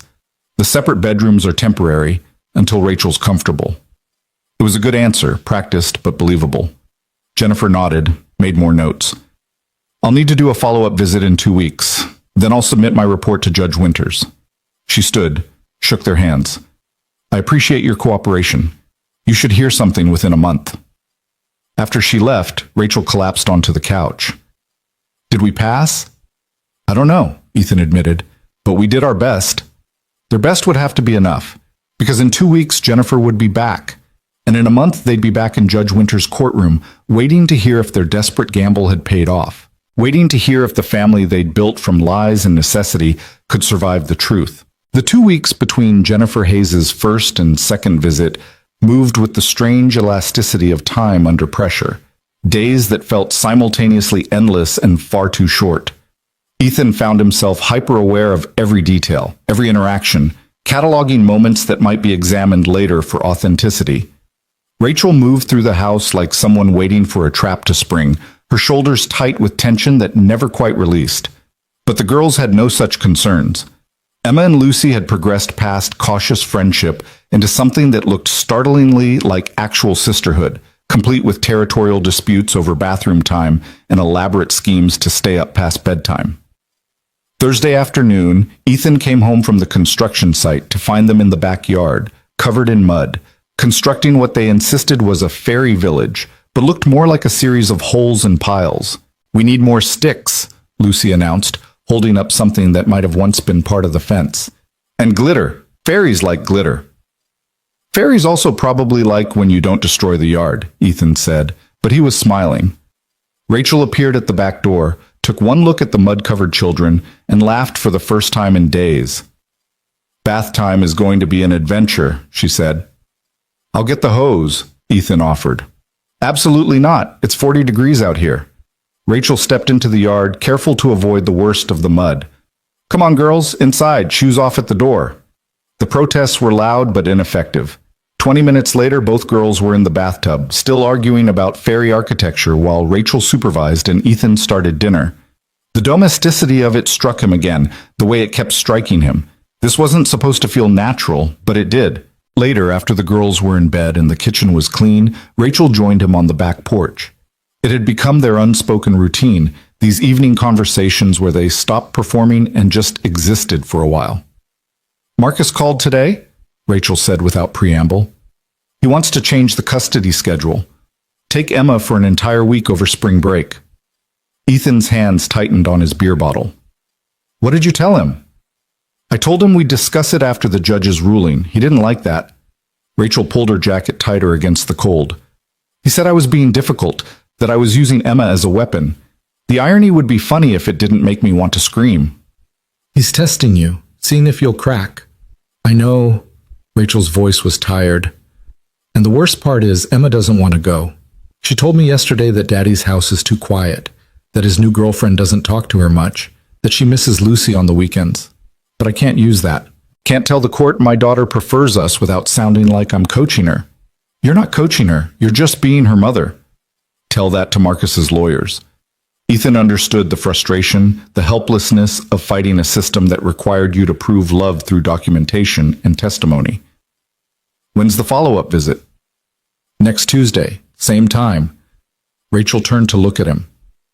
"Ethan, what if Jennifer sees through us?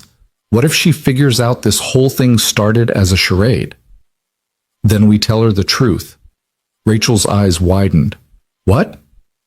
"We tell her that, yeah, we got married quickly because of the custody case. But we also tell her that somewhere along the way, it stopped being just about the case. That we're building something real here, even if it didn't start that way." "Is that true?" Rachel asked quietly. "Are we building something real?" Ethan looked at her, at this woman who'd stumbled into his life during a breakdown at a diner and somehow became essential. "I think so. I think maybe we have been for a while now." The silence that followed wasn't uncomfortable, just heavy with implications neither of them was quite ready to examine. Finally, Rachel stood. "I should get some sleep, early shift tomorrow." "Rachel, wait." Ethan stood too. "If this goes south, if the judge doesn't buy it and Marcus gets custody, you know that's not on you, right? You did everything you could. You fought harder than anyone should have to fight. But it might not be enough." "Then we fight harder." Ethan's voice was firm. "We don't give up until there's nothing left to try." Rachel nodded, wiped at her eyes, and went inside. Ethan stayed on the porch longer, staring at the dark yard, at the remains of the fairy village the girls had built.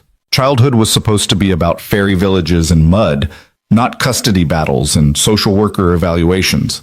But life didn't care what things were supposed to be. The weekend brought Marcus again, showing up Friday evening with his usual smug expression and his new girlfriend clinging to his arm like an accessory. Ethan watched from the living room window as Rachel walked Emma out to the car, watched the way Marcus's girlfriend barely acknowledged the child, watched Emma's shoulders slump as she climbed into the back seat. "I hate him," Lucy said from beside Ethan, her small face pressed against the window. "He makes Emma sad." "Yeah, he does." "Can't you make him stop?" "I'm trying, sweetheart. Rachel came back inside looking gutted, moved straight to the kitchen without speaking. Ethan found her there 10 minutes later, gripping the counter like it was the only thing holding her up. "She didn't want to go," Rachel whispered. "She begged me to let her stay home. But if I don't comply with the custody order, Marcus will use it against me. So I made her go. I made my daughter get into a car with a man who sees her as a trophy, not a person. You didn't make her. The court made her. There's a difference." "Doesn't feel like there's a difference." Rachel's voice broke. "I'm her mother. I'm supposed to protect her." "You are protecting her. That's what all of this is about." Rachel turned to face him, tears streaming down her face. "What if it's not enough? What if we do everything right and the judge still gives him custody? What if I lose her anyway?" Ethan crossed the kitchen, pulled Rachel into his arms before he could think better of it. She stiffened for a moment, then collapsed against him, her whole body shaking with sobs she'd been holding in for weeks. He held her, one hand in her hair, the other solid against her back, and let her break because sometimes breaking was necessary. "You're not going to lose her," he said into her hair. "I won't let that happen." "You can't promise that." "Watch me." They stood there in the kitchen, holding each other, while Lucy watched from the doorway with wide, knowing eyes.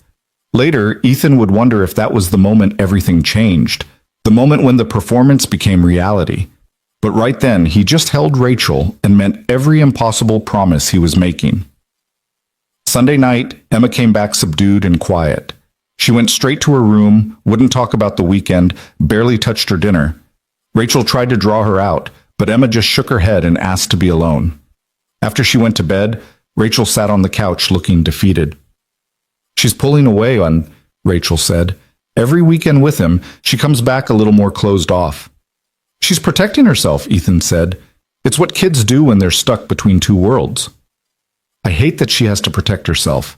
I hate that my 7-year-old has to develop coping mechanisms for her own father." Monday brought another complication. Ethan's foreman called him into the office, sat him down with an expression that meant trouble. "Cole, I need to talk to you about your hours." Ethan had been bracing for this.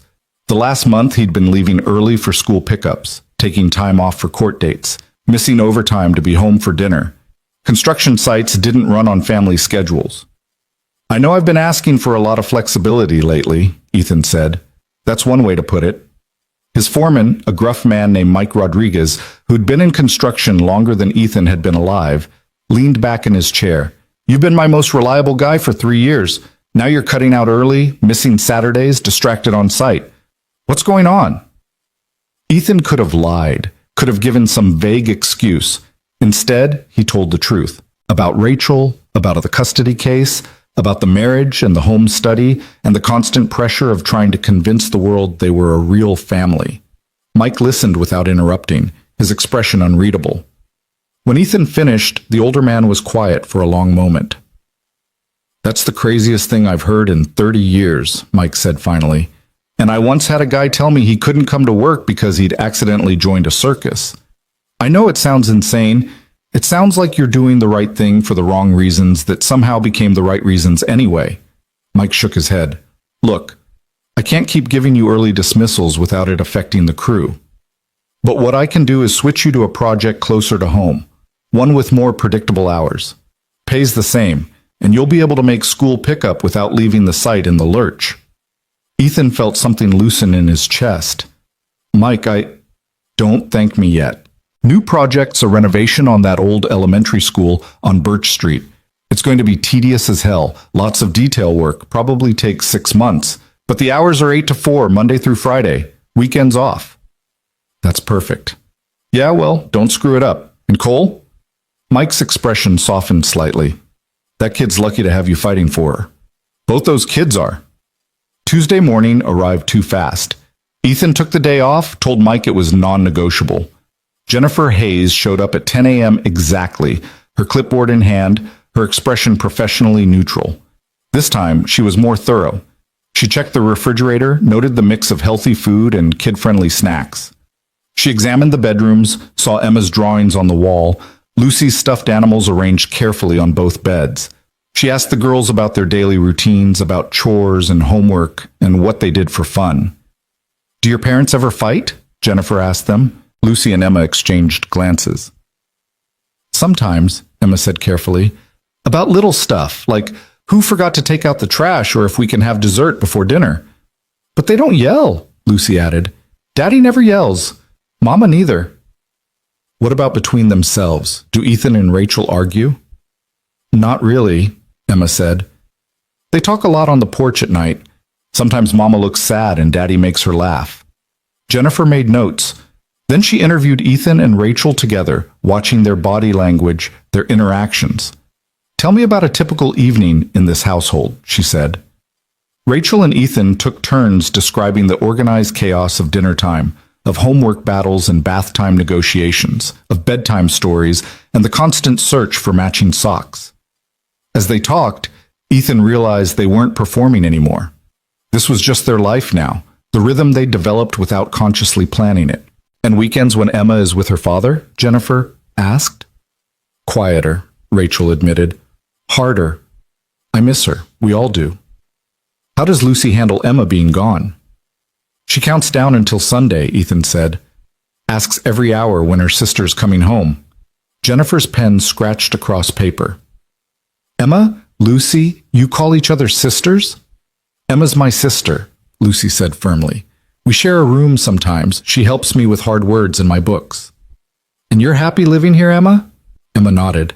It's better than the apartment. I have space for my stuff, and Lucy's fun, and Mama smiles more now. Does she? Yeah.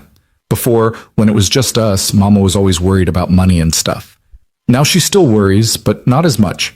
Ethan fixes things so they don't break as much. Jennifer turned to Ethan.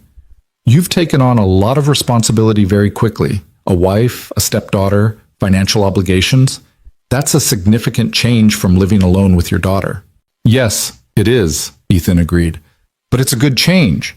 This house needed life in it again. We needed life in it. Rachel and Emma gave us that. And you're committed to this arrangement long term? I'm committed to my family. Ethan reached over, took Rachel's hand. The gesture was automatic, natural. Whatever that looks like, however it develops, I'm in. Jennifer made more notes, asked more questions. She wanted to know about finances, about childcare arrangements, about plans for the future. She asked about Sarah, about how Lucy had handled her mother's death, about whether Ethan had considered how Rachel and Emma fit into that grief. Lucy still misses her mom, Ethan said. She always will. But having Rachel here, having Emma, it doesn't replace Sarah. Nothing could. But it helps. It shows Lucy that loss doesn't mean the end of family. It just means family can look different than you expected. Finally, after 2 hours, Jennifer closed her notebook. I think I have what I need. I'll compile my report and submit it to Judge Winters by the end of the week. You should expect a court date within 2 weeks for the final custody determination. What do you think? Rachel asked, unable to help herself. I know you can't tell us your recommendation, but I think you've created a stable home, Jennifer said carefully. I think the girls are thriving. Whether that's enough to convince Judge Winters, I can't say. But you should be proud of what you've built here, regardless of how it started. After she left, Rachel paced the living room while Ethan sat very still, processing. Whether that's enough, Rachel repeated. Regardless of how it started. She knows, Ethan. She knows this marriage was about the custody case. Maybe. But she also sees that it's become more than that. Has it? Rachel stopped pacing, faced him. Because I can't tell anymore. I don't know what's real and what's performance. I don't know if you're being nice because you're a good person or because the social worker might be watching. I don't know if this feeling in my chest when I look at you is gratitude or something else. I don't know anything anymore except that I'm terrified of losing Emma, and I'm equally terrified of what happens after the ruling, when we don't have to pretend anymore. Ethan stood, crossed to her. What if we're not pretending? We got married in a courthouse after knowing each other for 12 hours. That's not real, Ethan. That's desperation. It started as desperation, Ethan agreed. But desperation doesn't make dinner every night. Desperation doesn't help with homework and fix cars and hold you when you cry. Desperation doesn't feel like this. Like what? Like coming home actually means something again. Rachel stared at him, her eyes wide, her breath coming fast. You can't say things like that. Why not? Because what happens when the judge rules? If we win, if I get custody, we don't need this marriage anymore. We can get divorced, go back to our separate lives. If we lose, her voice broke. If we lose, I don't know what I'll do, but I can't drag you down with me. You're not dragging me anywhere. Ethan took her hands. Rachel, listen to me. I didn't plan this. I didn't plan to care about you, to look forward to your terrible singing in the morning, or the way you reorganize my kitchen cabinets when you're stressed. I didn't plan to love watching you be a mother, to respect the hell out of how hard you fight. But here we are. Here we are, Rachel echoed, tears streaming down her face. Married to a stranger who became something else entirely. Is that so terrible? Before Rachel could answer, Lucy appeared in the doorway. Daddy? Emma's crying in her room. She won't tell me why. The moment shattered. Rachel pulled away, wiped her eyes, headed for the stairs. Ethan followed, found Emma curled on her bed, her stuffed rabbit clutched to her chest. Baby, what's wrong? Rachel sat on the bed, pulled Emma into her lap. I don't want to go to Daddy's this weekend, Emma sobbed. I want to stay here. Why can't I just stay here? Rachel looked at Ethan over Emma's head, her expression breaking. This was the reality of their situation. A 7-year-old crying because the system forced her to split her life between two houses, two parents who couldn't be in the same room without lawyers present. Ethan sat on the other side of Emma, his large hand gentle on her small back. I know it's hard, Em. I know you wish things were different. Can't you tell the judge I want to stay here? Can't someone ask me? The judge knows, Rachel said, her voice thick with tears. But sometimes grown-ups have to follow rules even when the rules don't make sense. Just a little longer, baby. We're going to court soon and then we'll know for sure where you'll live. I want to live here. With you and Ethan and Lucy. This is my home. Lucy crawled onto the bed too, wrapped her arms around Emma. You're my sister. Sisters live together. The four of them sat there on Emma's bed, tangled together, and Ethan felt something solidify in his chest. This wasn't about legal strategy anymore. This wasn't about beating Marcus or impressing a judge. This was about the 3 females in his life who'd somehow become his entire world in the space of a month. That night, after the girls finally fell asleep, Ethan found Rachel in the kitchen making tea she wouldn't drink. I meant what I said earlier, he told her, about this being real. Rachel didn't turn around. I can't think about that right now. I can't think about us or what this is or what it might become. I can only think about Friday, about the court date, about whether I'm going to lose my daughter. You won't. You don't know that. Rachel spun to face him, her control finally cracking completely. You keep saying it like it's a promise you can keep, but you can't control this. Neither of us can. Marcus has money, connections, a stable relationship with a woman who isn't working 2 jobs. He has everything the system values. He doesn't have what matters. Love doesn't matter to family court, Ethan. Stability matters. Financial resources matter. The appearance of a normal family matters. And we're not normal. We're a construction worker and a waitress who got married in a courthouse to game the system. We're a family, Ethan said firmly. A real one. And I'm going to stand in front of Judge Winters and tell her exactly that. And if she doesn't believe you, then we appeal. We fight. We keep fighting until there's nothing left to try. Rachel slumped against the counter. I'm so tired of fighting. I know, but you're not fighting alone anymore. Ethan moved closer. That's what you don't seem to understand. You've been carrying this by yourself for so long you forgot what it feels like to have backup. But you have it now. You have me. You have Lucy. You have a home that's not going anywhere regardless of what happens in court. You'd really do that? Keep us here even if we lose? Rachel, you're my wife. Emma's my stepdaughter, Lucy's sister. Those aren't temporary titles just because the circumstances that created them were unusual.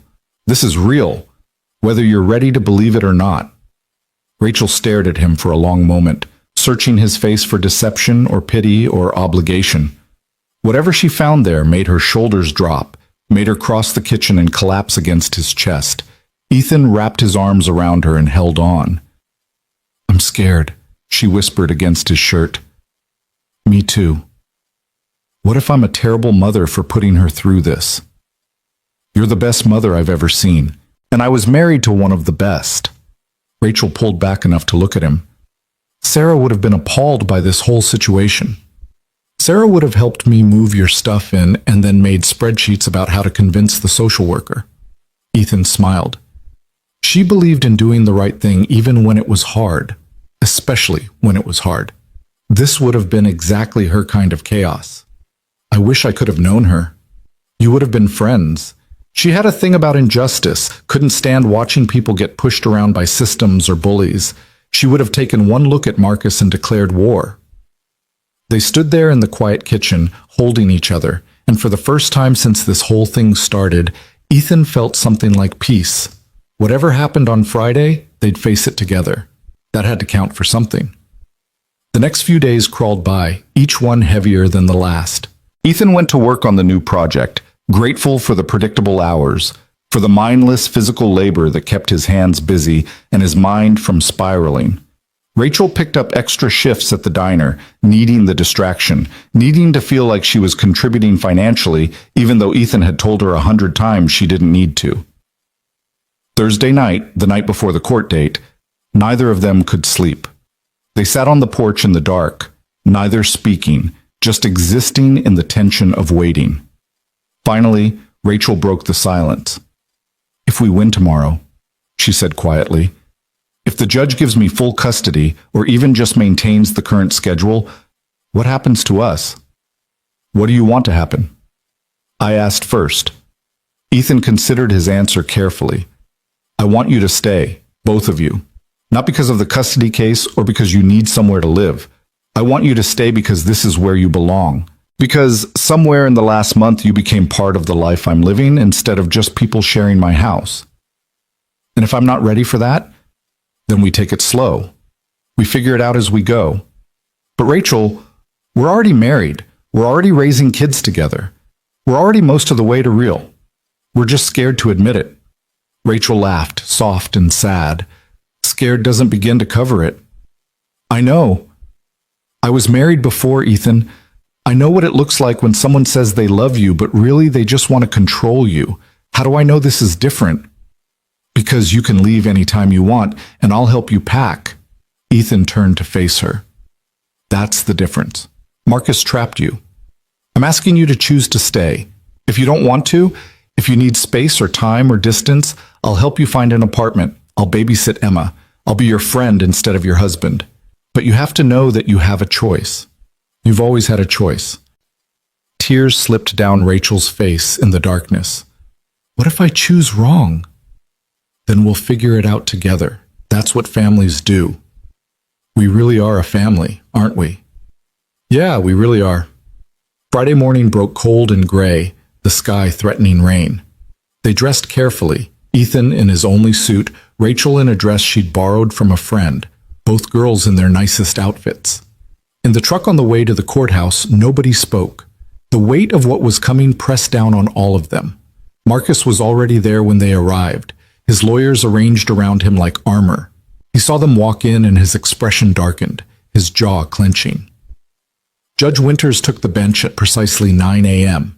She looked at the assembled parties, at Jennifer Hayes sitting in the back with her report, at the two little girls sitting between their parents. "We're here for final custody determination in the matter of Moore versus Hale," she said. "I've reviewed the social worker's report. I've considered all arguments presented by both parties. This is never an easy decision, but it's one I take very seriously." The courtroom held its breath, and Ethan reached over, took Rachel's hand, and held on. Judge Winters adjusted her reading glasses, her expression giving nothing away as she opened the folder containing Jennifer Hayes' report. The silence in the courtroom was absolute, broken only by the soft sound of pages turning. Rachel's hand was ice cold in Ethan's grip, her breathing shallow and fast. Beside them, Lucy had wrapped her arms around Emma, both girls understanding that something momentous was about to happen, even if they couldn't fully grasp the mechanics. "I've spent considerable time reviewing the evidence presented in this case," Judge Winters began, her voice measured and formal. "This court's primary concern, as always, is the best interest of the child. Not the preferences of either parent, not financial considerations, not even the child's stated wishes, though those are taken into account. The question before me is simple. Where will Emma Moore thrive?" Marcus shifted forward in his seat, his lawyers flanking him like guards. One of them, Bradshaw, stood smoothly. Your Honor, if I may— You may not, Mr. Bradshaw. Sit down. I've heard your arguments extensively over the past 2 months. Right now, I'm going to tell you what I've decided, and you're going to listen. Bradshaw sat, though his expression suggested he wasn't accustomed to being silenced. Marcus's face had gone red, a vein pulsing in his temple. Judge Winters continued. Mr. Hale, you presented a compelling case on paper. Stable income, excellent housing, a seemingly committed relationship. Your attorneys painted a picture of chaos and instability in Mrs. Cole's life, of a mother too busy working to adequately care for her daughter, of living situations that changed on a whim. Rachel's hand trembled in Ethan's. He squeezed tighter, trying to transmit strength he wasn't sure he possessed. However, Judge Winters said, and the single word shifted the entire atmosphere of the room. What your attorneys failed to adequately address was why those circumstances existed. Mrs. Cole was working multiple jobs because you refused adequate child support. She was living in a studio apartment because you leveraged your connections to ensure she couldn't secure better housing at reasonable rates. The instability you cited was largely created by your own actions. Marcus started to stand. His lawyer pulled him back down forcefully. Furthermore, the judge continued, the social worker's report paints a very different picture than the one your legal team presented. Ms. Hayes conducted extensive interviews and 2 separate home visits. Her findings are quite illuminating. Judge Winters looked directly at Rachel and Ethan.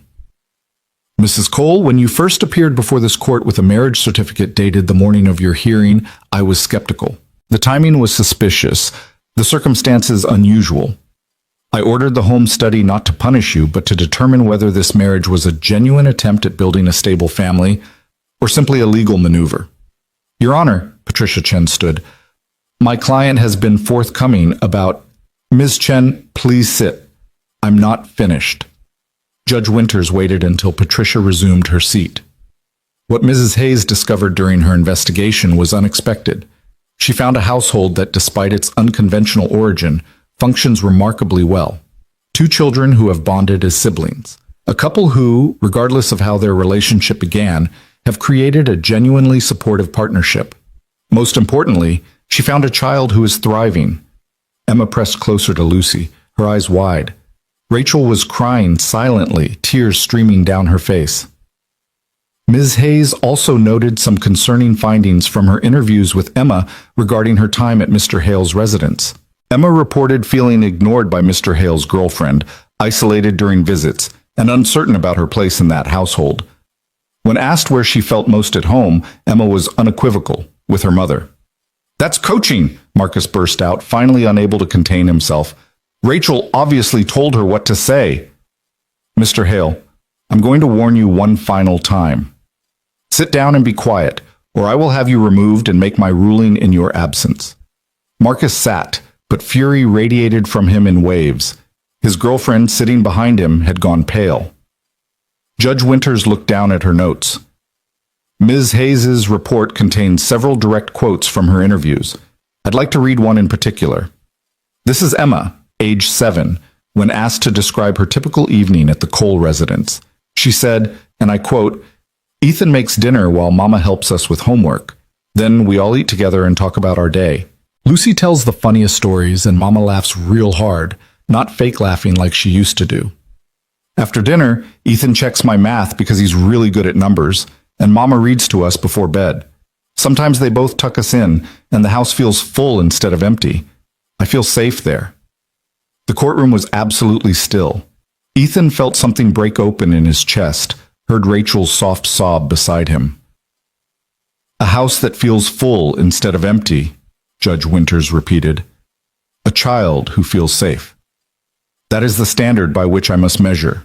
Not income, not square footage, not even the conventional timeline of a relationship.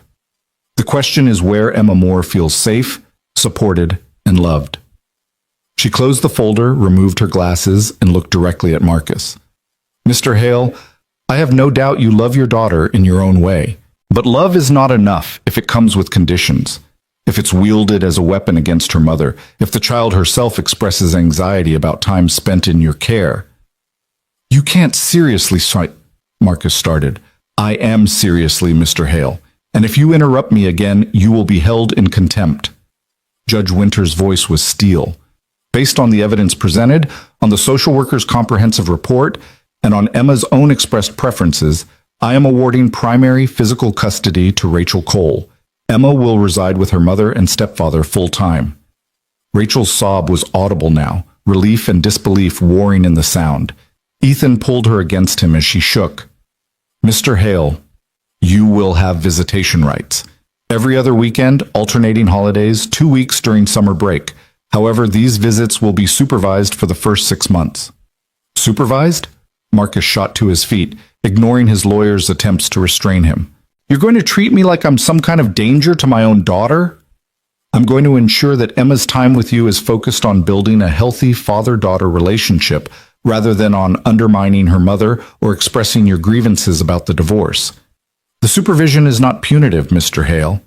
It's protective. If you demonstrate that you can maintain appropriate boundaries and prioritize Emma's emotional well-being, the supervision requirement will be lifted. Bradshaw finally got Marcus to sit down, though the man looked like he wanted to flip the table. His face was purple with rage, his hands clenched so tight his knuckles had gone white. Judge Winters turned back to Rachel and Ethan. Mrs. Cole, Mr. Cole, I want to be very clear about something. This ruling is based on the stability you have demonstrated over the past 6 weeks. It's based on Emma's well-being and her expressed comfort in your home. However, this court will be monitoring the situation. If circumstances change significantly, if the marriage dissolves, if the home environment becomes unstable, custody arrangements can be revisited.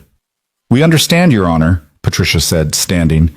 My clients are committed to maintaining the stable environment they've created. See that you do. Judge Winters banged her gavel. Custody is awarded to Rachel Cole. Visitation scheduled to be implemented immediately as outlined. This court is adjourned. The gavel's sound was still echoing when Rachel turned and buried her face in Ethan's chest, her whole body shaking with sobs. Lucy and Emma had jumped up, were hugging each other and crying, though Emma's tears were the relieved kind that came after holding your breath too long. Patricia was gathering papers, speaking quickly to Rachel. This is binding. Marcus can appeal, but given the circumstances and the judge's clear findings, an appeal is unlikely to succeed. Emma's yours, Rachel. You won. Marcus was on his feet, stalking toward them, his lawyers trying to intercept him. This isn't over, he snarled at Rachel. You think you've won, but you haven't. I'll appeal. I'll fight this all the way to the state Supreme Court if I have to. Ethan stood, putting himself between Marcus and Rachel. You heard the judge. You've got visitation rights. Use them to build a relationship with your daughter instead of trying to destroy her mother. That's how you actually win. Don't you dare tell me how to parent my child. You're just some construction worker she manipulated into playing house. I'm her stepfather, Ethan said quietly, but there was iron in his voice. And I'm going to be there every day, making sure Emma knows she's loved and safe. You could do the same during your visits, or you can keep fighting and push her further away. Your choice. Marcus looked like he wanted to throw a punch. His lawyers finally got him turned around, headed toward the exit, his girlfriend trailing behind looking shell-shocked. At the door, Marcus turned back. She'll hate you eventually, Rachel, just like she'll hate you, Cole. Kids always see through lies. Then it's good we're not lying, Ethan said. This is our family, real as it gets. Marcus left, slamming the courtroom door behind him.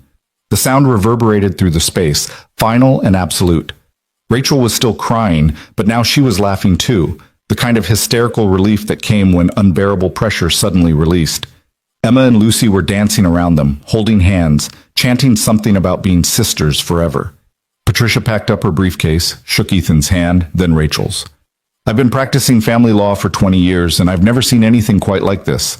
A marriage that started as legal strategy and became the real thing just in time to convince a judge. You two are either the luckiest people I've ever met, or proof that sometimes desperate measures lead to genuine miracles.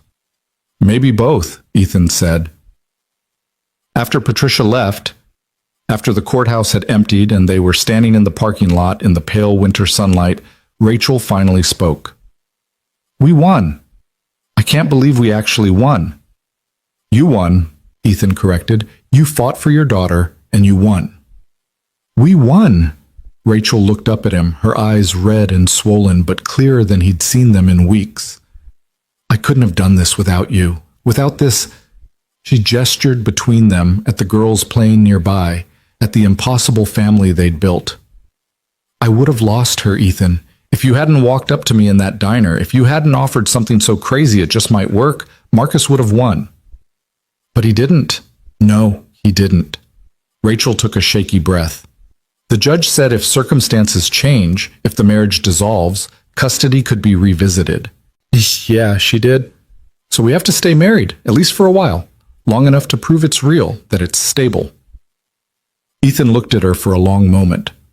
They were standing in a courthouse parking lot, two people who'd been strangers 6 weeks ago, married because of a custody battle and staying married because of a judge's warning. It should have felt like a prison sentence. It didn't. What if we don't think of it as having to stay married, Ethan said. What if we think of it as choosing to stay married? Is there a difference? Yeah, there's a difference. Having to makes it an obligation. Choosing makes it a decision we make every day. Rachel studied his face. You'd really choose this? Choose me and Emma and all the complications that come with us? I already did. That first night in the diner, every day since then has just been me recommitting to that choice. Even though it's messy and complicated and we got married for all the wrong reasons? We got married for exactly the right reason, to protect a kid who needed protecting. Everything else we figured out along the way. Ethan reached out, tucked a strand of hair behind her ear. Rachel, I know this started as pretend, but somewhere between the courthouse wedding and now it stopped being pretend for me. I don't know exactly when it happened, but I know what I feel is real. What do you feel? Ethan took a breath, committed to the truth. I feel like I want you to stay, not because a judge said you should, but because coming home to you and the girls is the best part of my day. I feel like watching you be a mother makes me want to be a better father. I feel like we've built something worth keeping, worth fighting for, worth choosing every single day, even when it's hard. Rachel was crying again, but these tears were different. I'm scared. I'm scared because I already lost one marriage and I can't go through that again. I'm scared because I don't know how to trust this, trust you, trust that this isn't just going to fall apart when the emergency is over. Then we take it one day at a time. No pressure, no expectations beyond what we've already been doing. We live together, raise the girls together, and see what develops. If it stays platonic roommates raising kids, fine. If it becomes something more, also fine. But Rachel, you don't owe me anything beyond what you're comfortable giving. What if what I'm comfortable giving changes? Then we adapt. That's what we've been doing all along. Rachel reached up, touched his face with fingers that still trembled slightly. You're a good man, Ethan Cole. Better than I deserve. You deserve everything, Ethan said firmly. You deserve peace and stability and someone who sees how hard you fight for your daughter. You deserve a partner, not a controller. You deserve to build a life that makes you happy. I think I'm building that life right now. With you. They stood there in the parking lot, the cold wind whipping around them, while their daughters played tag between the cars, shrieking with laughter. This was their family, built from desperation and necessity, and something that looked a lot like fate. The drive home was celebratory, the girls singing in the back seat, Rachel making calls to tell friends the good news, Ethan navigating familiar streets that led to a house that had stopped being just his and started being theirs. When they pulled into the driveway, Emma and Lucy tumbled out of the truck, racing to the door. Can we have ice cream to celebrate? Lucy called back. It's 10:30 in the morning, Rachel said. Exactly. Ice cream for breakfast because we're celebrating. Rachel looked at Ethan, who shrugged. They've got a point. This is a special occasion.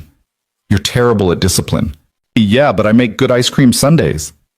They ended up in the kitchen, making elaborate sundaes with every topping they could find, making a mess that would take an hour to clean up, not caring because this moment was worth capturing and holding on to. Emma ate her ice cream with a smile that looked like she'd been holding it prisoner for months, finally released. Lucy was already planning how they'd rearrange Emma's room now that she was staying permanently. After the sugar high faded and the girls went upstairs to play, Rachel started cleaning the kitchen. Ethan joined her, working in the comfortable silence they'd developed over weeks of shared domesticity. When the dishes were done and the counters wiped down, Rachel leaned against the sink and looked at him. What happens now? She asked. We've won the custody case. Emma's safe. We don't have to pretend anymore. Is that what we've been doing? Pretending? I don't know what we've been doing. Ethan dried his hands on a towel, turned to face her fully. I think we've been building a life. I think we've been figuring out how to be a family. And I think maybe we're both scared to call it what it is because that makes it real, and real things can hurt you. Real things can definitely hurt you, Rachel agreed. I have the scars to prove it. So do I. But real things can also save you. They can give you a reason to get up in the morning, a reason to try, a reason to believe that good things can happen even after everything's fallen apart. Is that what this is? A good thing? I think it might be the best thing that's happened to me since Sarah died. I think you and Emma walked into my life when I'd forgotten how to live instead of just survive. I think Lucy needed you as much as Emma needed us, and I think maybe we're all better together than we were apart. Rachel crossed to him, stood close enough that he could see the gold flecks in her brown eyes, could count the freckles across her nose. I need to tell you something. Okay. I've been falling in love with you, Ethan, slowly, without meaning to, without planning it. Somewhere between you fixing my car and holding me when I cried and being the father Emma never had, I started falling. And it terrifies me because I swore I'd never let myself be vulnerable to a man again. But here I am, vulnerable and scared and falling anyway. Ethan's heart was hammering in his chest. Rachel, let me finish. I don't know if what I feel is real, or if it's gratitude, or if it's just relief that someone finally helped me carry the weight I've been holding alone. I don't know if I'm capable of being the kind of wife you deserve, or if I'm too damaged from Marcus to ever trust completely again. But I know I want to try. I know that waking up in this house, in this life we've built, feels right in a way nothing has felt right in years. You're not damaged, Ethan said fiercely. You're strong and brave, and you've survived things that would have broken other people. What Marcus did to you, the way he controlled and diminished you, that wasn't your fault, and it doesn't define you. Then what defines me? The fact that you got out. The fact that you fought for your daughter against impossible odds. The fact that you're standing here right now, willing to be vulnerable, even though it scares you. That defines you. Rachel's eyes were wet again. How do you always know what to say? I don't. I just tell you the truth. She reached up, her hands framing his face. Can I kiss you? Is that okay? I know we're married, but we've never actually kissed, and I don't want to assume... Ethan kissed her, cutting off the anxious rambling, pouring everything he'd been feeling for weeks into the contact. Rachel made a small sound of surprise, then melted against him, her hand sliding into his hair. The kiss was tender and desperate, and full of promises neither of them had quite figured out how to voice yet. When they finally broke apart, both breathing hard, Rachel laughed shakily. Okay, that was... yeah. So we're really doing this? We're choosing this? If you want to. I want to, Rachel said. I'm scared and I don't have all the answers and I'll probably mess this up sometimes, but I want to try. That's all anyone can do. Try. And when we mess up, we talk about it and fix it and keep going. They stood there in the kitchen, holding each other, while upstairs the girls' laughter drifted down like music. This was their life now, messy and complicated and built on a foundation that started as lies but became truth through the simple act of showing up every day. That evening, they ordered pizza and had an impromptu celebration. Ethan invited Mrs. Chen from next door, who'd been watching the saga unfold with grandmotherly concern. Rachel called Mel from the diner, who showed up with a cake that said, "Congratulations," in shaky icing. They sat around the dining table, the one Ethan had eaten at alone for years, and it was full of noise and warmth and life. Mrs. Chen cornered Ethan while he was getting plates from the kitchen. "You did good, young man. That family needed you." "I needed them too," Ethan admitted. "I know. That house was too quiet after Sarah passed. It needed children's laughter again. It needed life. It has that now." "Yes, it does." Mrs. Chen patted his arm. "And you have a second chance at happiness. Don't waste it being afraid." Ethan thought about that later, after everyone had gone home and the girls were in bed, when he and Rachel found themselves on the back porch again in their customary chairs. Second chances were rare things, precious and fragile. You didn't waste them. I was thinking, Rachel said into the quiet night, about what the judge said, about circumstances changing. Yeah? We should probably make this real. The marriage, I mean, not just legally, but actually real. Ethan turned to look at her. What exactly are you proposing? I'm proposing that we stop sleeping in separate rooms, that we stop acting like roommates who are putting on a show and start being actual partners. That we take this seriously because I think... She paused, gathering courage. I think we could be really good together if we let ourselves try. You want to move into my room? I want us to have a room, together. I want to wake up next to you and not pretend it's just for show. I want Emma and Lucy to see what a healthy relationship looks like. I want to give this a real shot.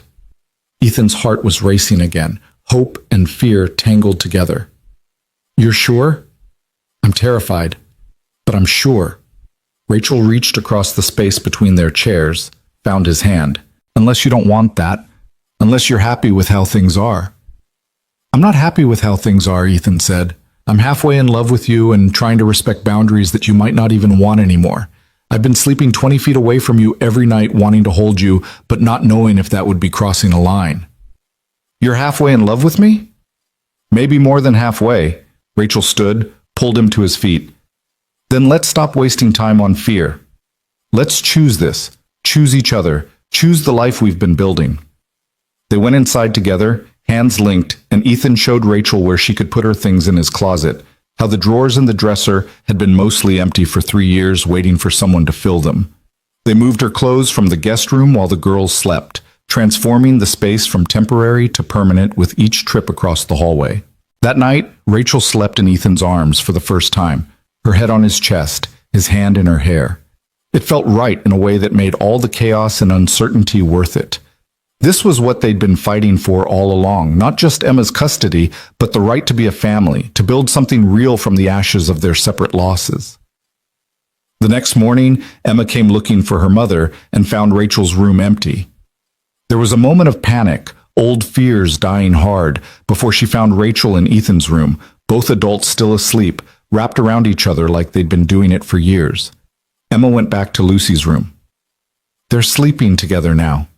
Lucy looked up from the coloring book she'd been working on. Good. Daddy smiles more when Mama's around. She's not our Mama, Emma said automatically, then stopped. I mean, she could be, Lucy said seriously. If you want her to be. She takes care of us and makes good food and reads bedtime stories. That's what Mamas do. Emma considered this.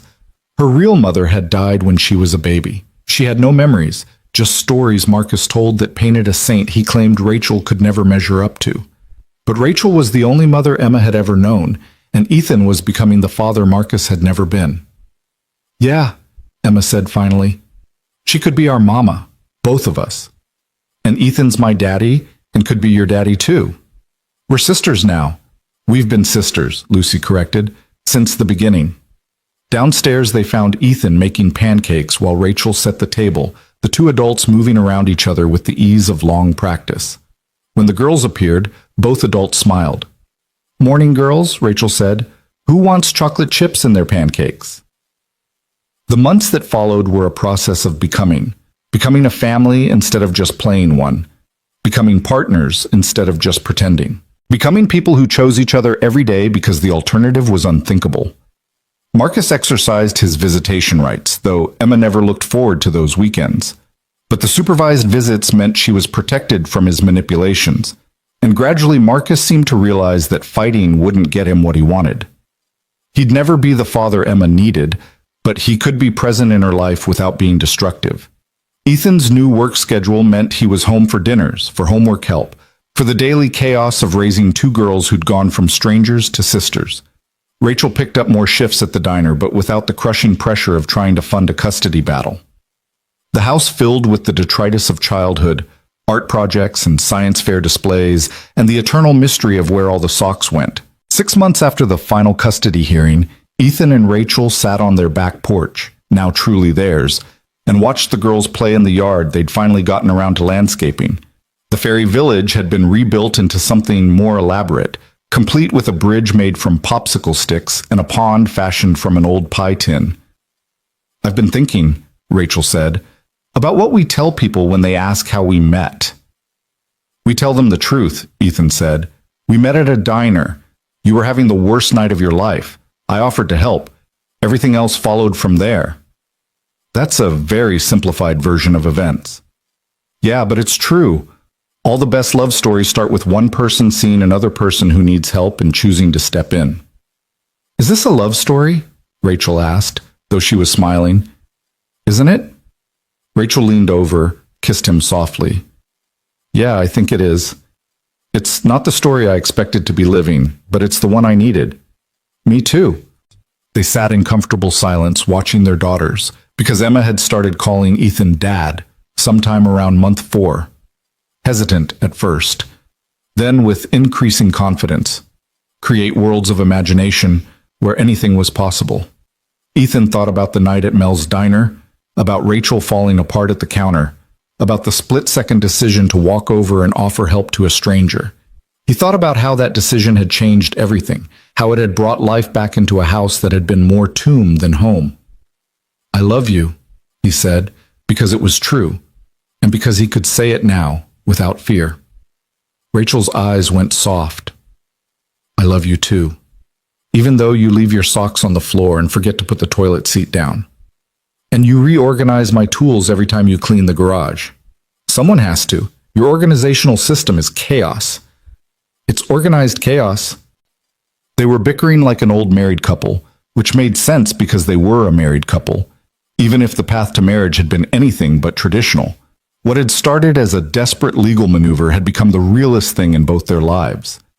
That evening, after the girls were in bed, Ethan found Rachel looking at photo albums. Not his old ones of Sarah, but new ones she'd started making.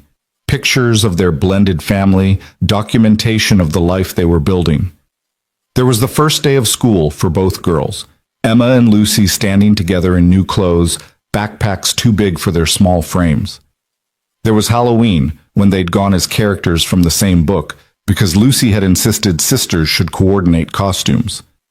There was Thanksgiving, their first real holiday together, the table crowded with friends and makeshift family. "I want to add to this," Rachel said, holding up a recent photo of all 4 of them at the park, windblown and laughing. "I want more memories, more moments, more proof that this is real."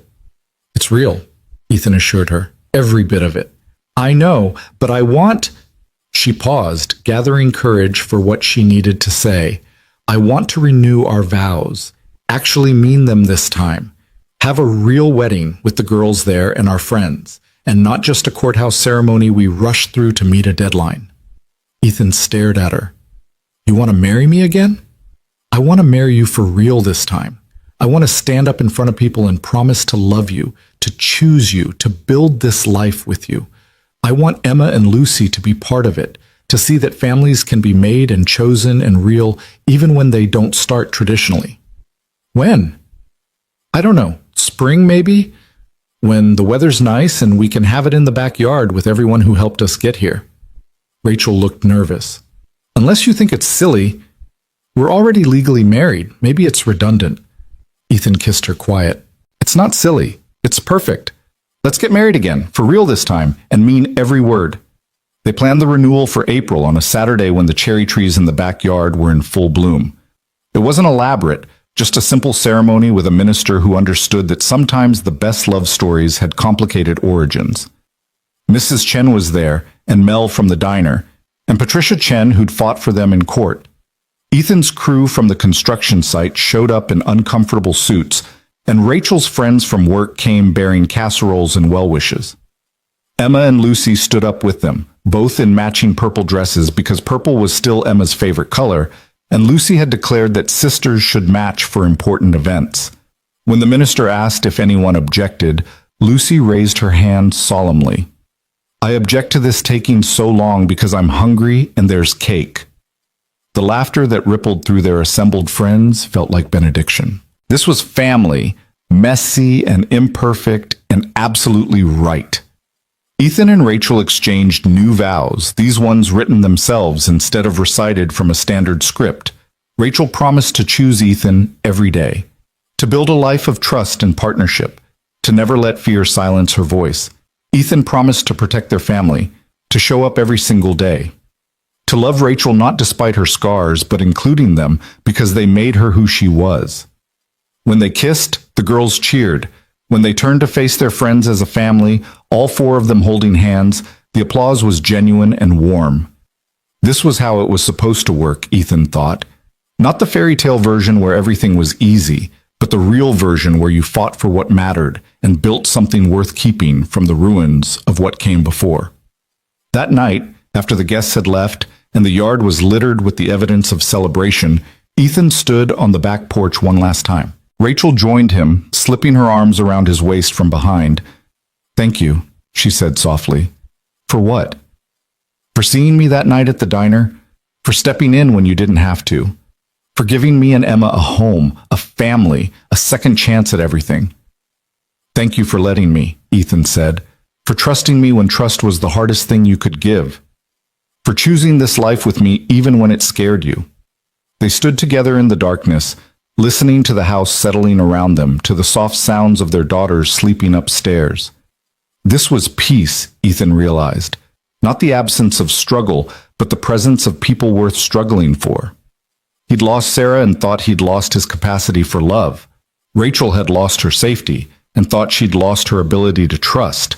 Emma had nearly lost her mother. Lucy had needed a family that was more than just the two of them. And somehow in a rain-soaked diner on a Tuesday night, the universe had conspired to bring them all together. What started as a desperate lie had become the most honest thing in any of their lives. A family built on choice and commitment, and the radical decision to show up for each other every single day. In the end, that's what family was. Not blood or circumstance or legal documents, though those could be part of it. Family was choosing to stand together when everything tried to pull you apart.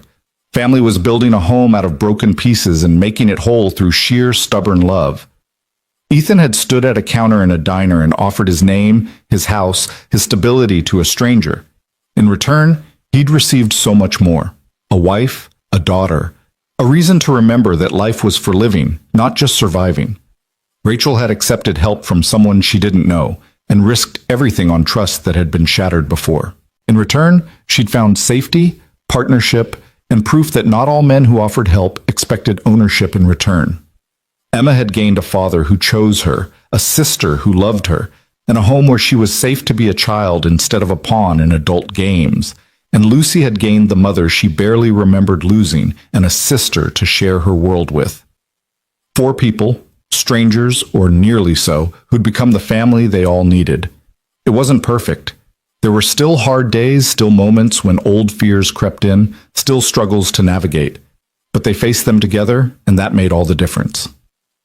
As spring turned to summer and summer to fall, the house on Maple Street rang with laughter and argument and the beautiful chaos of a family learning to be family. The guest room became a proper office. The yard got a swing set. The refrigerator accumulated layers of artwork and report cards and permission slips. And every night, Ethan and Rachel fell asleep in each other's arms, grateful for diner breakdowns and split-second decisions and the stubborn refusal to let good people lose just because the system measured them wrong. They'd stood in front of a judge who asked if they were really a family, and they'd said yes, knowing it was a lie that aspired to truth. Now, when people asked if they were really a family, they said yes, knowing it was the truest thing they'd ever spoken.